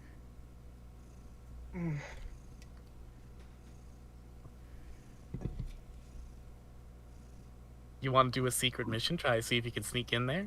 I'm debating because he might just fucking know. And remember, he's capable of things that should Yeah. be possible. You know, Zoe turns look like to leave. That's when the door opens. Oh, stops and looks back. And you see Frank Orenberg walk out with a smile and say, "Don't worry, we'll get that fridge fixed really quick. Don't worry. The electric people are on it. You To stay me? here. I've got to go back to work, but I'm going to come back early tonight. We can have a nice night in." No, so is he talking out or in? He's talking in, and then he closes the door and locks it. And as he heads towards the car, his eyes immediately fall on you. Oh. Yeah. I knew that was gonna happen. And he gives you a friendly wave. Zoe And a just looks at him smile. like Get my text? I was Power move. power I was- move. Sorry, Zoe. He just flexed all over No, you. I was just trying to make a friend. It's hard to do in this place sometimes. Well, it's nice to be friendly. Might want to stick to those friends you got, though. And he starts heading towards his car. I mean, you never know how long you're gonna have him. Ooh. Damn. You He, fucked up. he gets in, he pulls out of his driveway nice and smooth, passes by you real slowly, rolls down the window, waves hi, and then drives off towards Finland.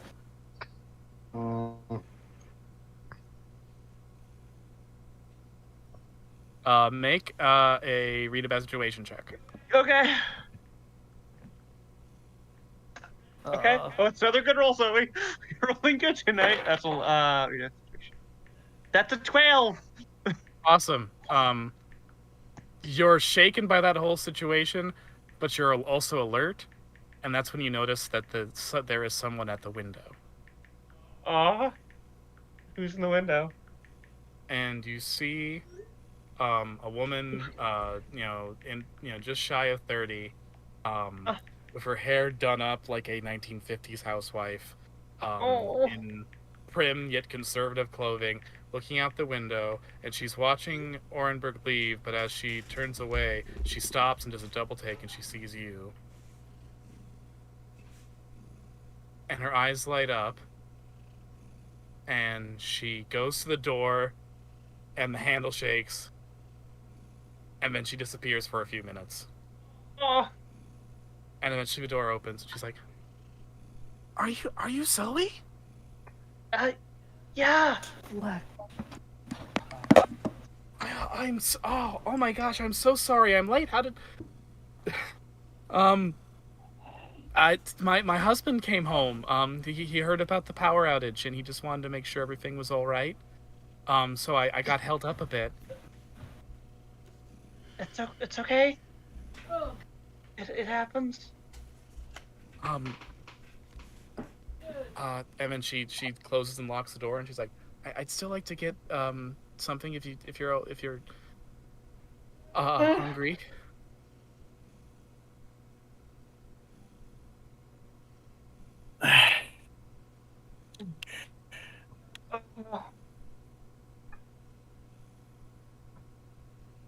Zoe looks towards where the car went.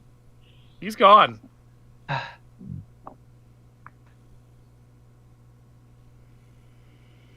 What did he say? Oh, you know, he noticed that we had a call from a unlisted number.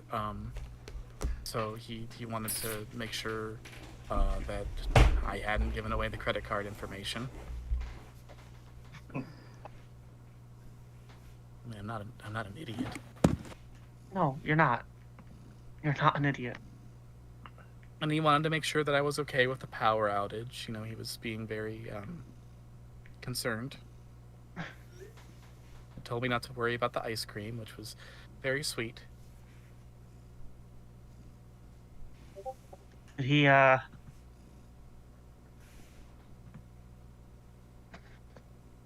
he say anything about me? And she looks at you with like sort of like genuine confusion. She's like, what? Why would he? Do you know my husband? I mean, you know, he's Frank Nuremberg. I've heard of him.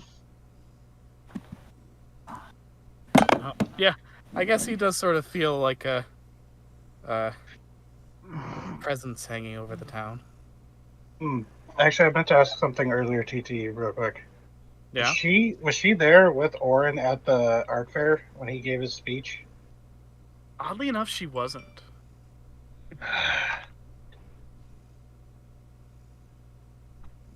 Okay, Probably because that speech was a quick one and done thing.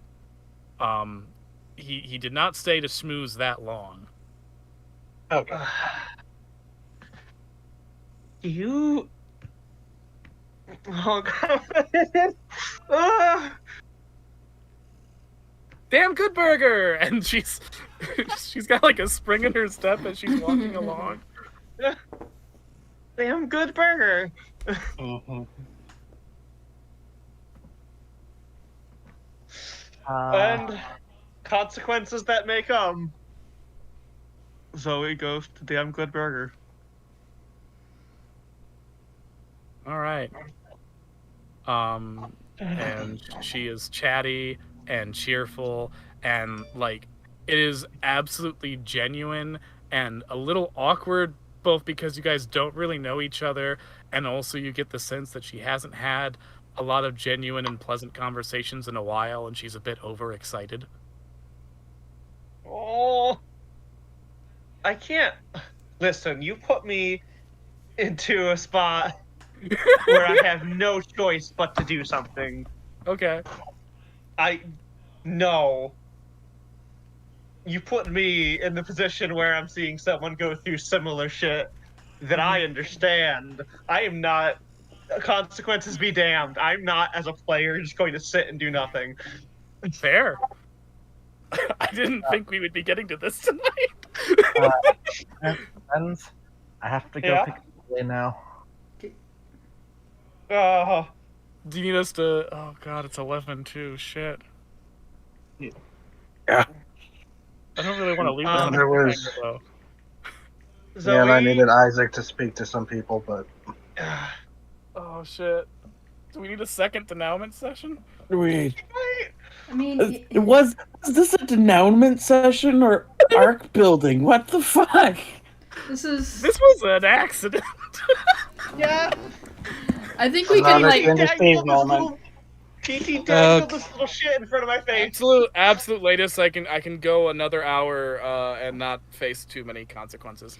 I think we should like stop now and go on next week because. Okay. Yeah. Well, Then So we can next- like actually wind down from the shit that happened. I believe next week is Oasis Valley.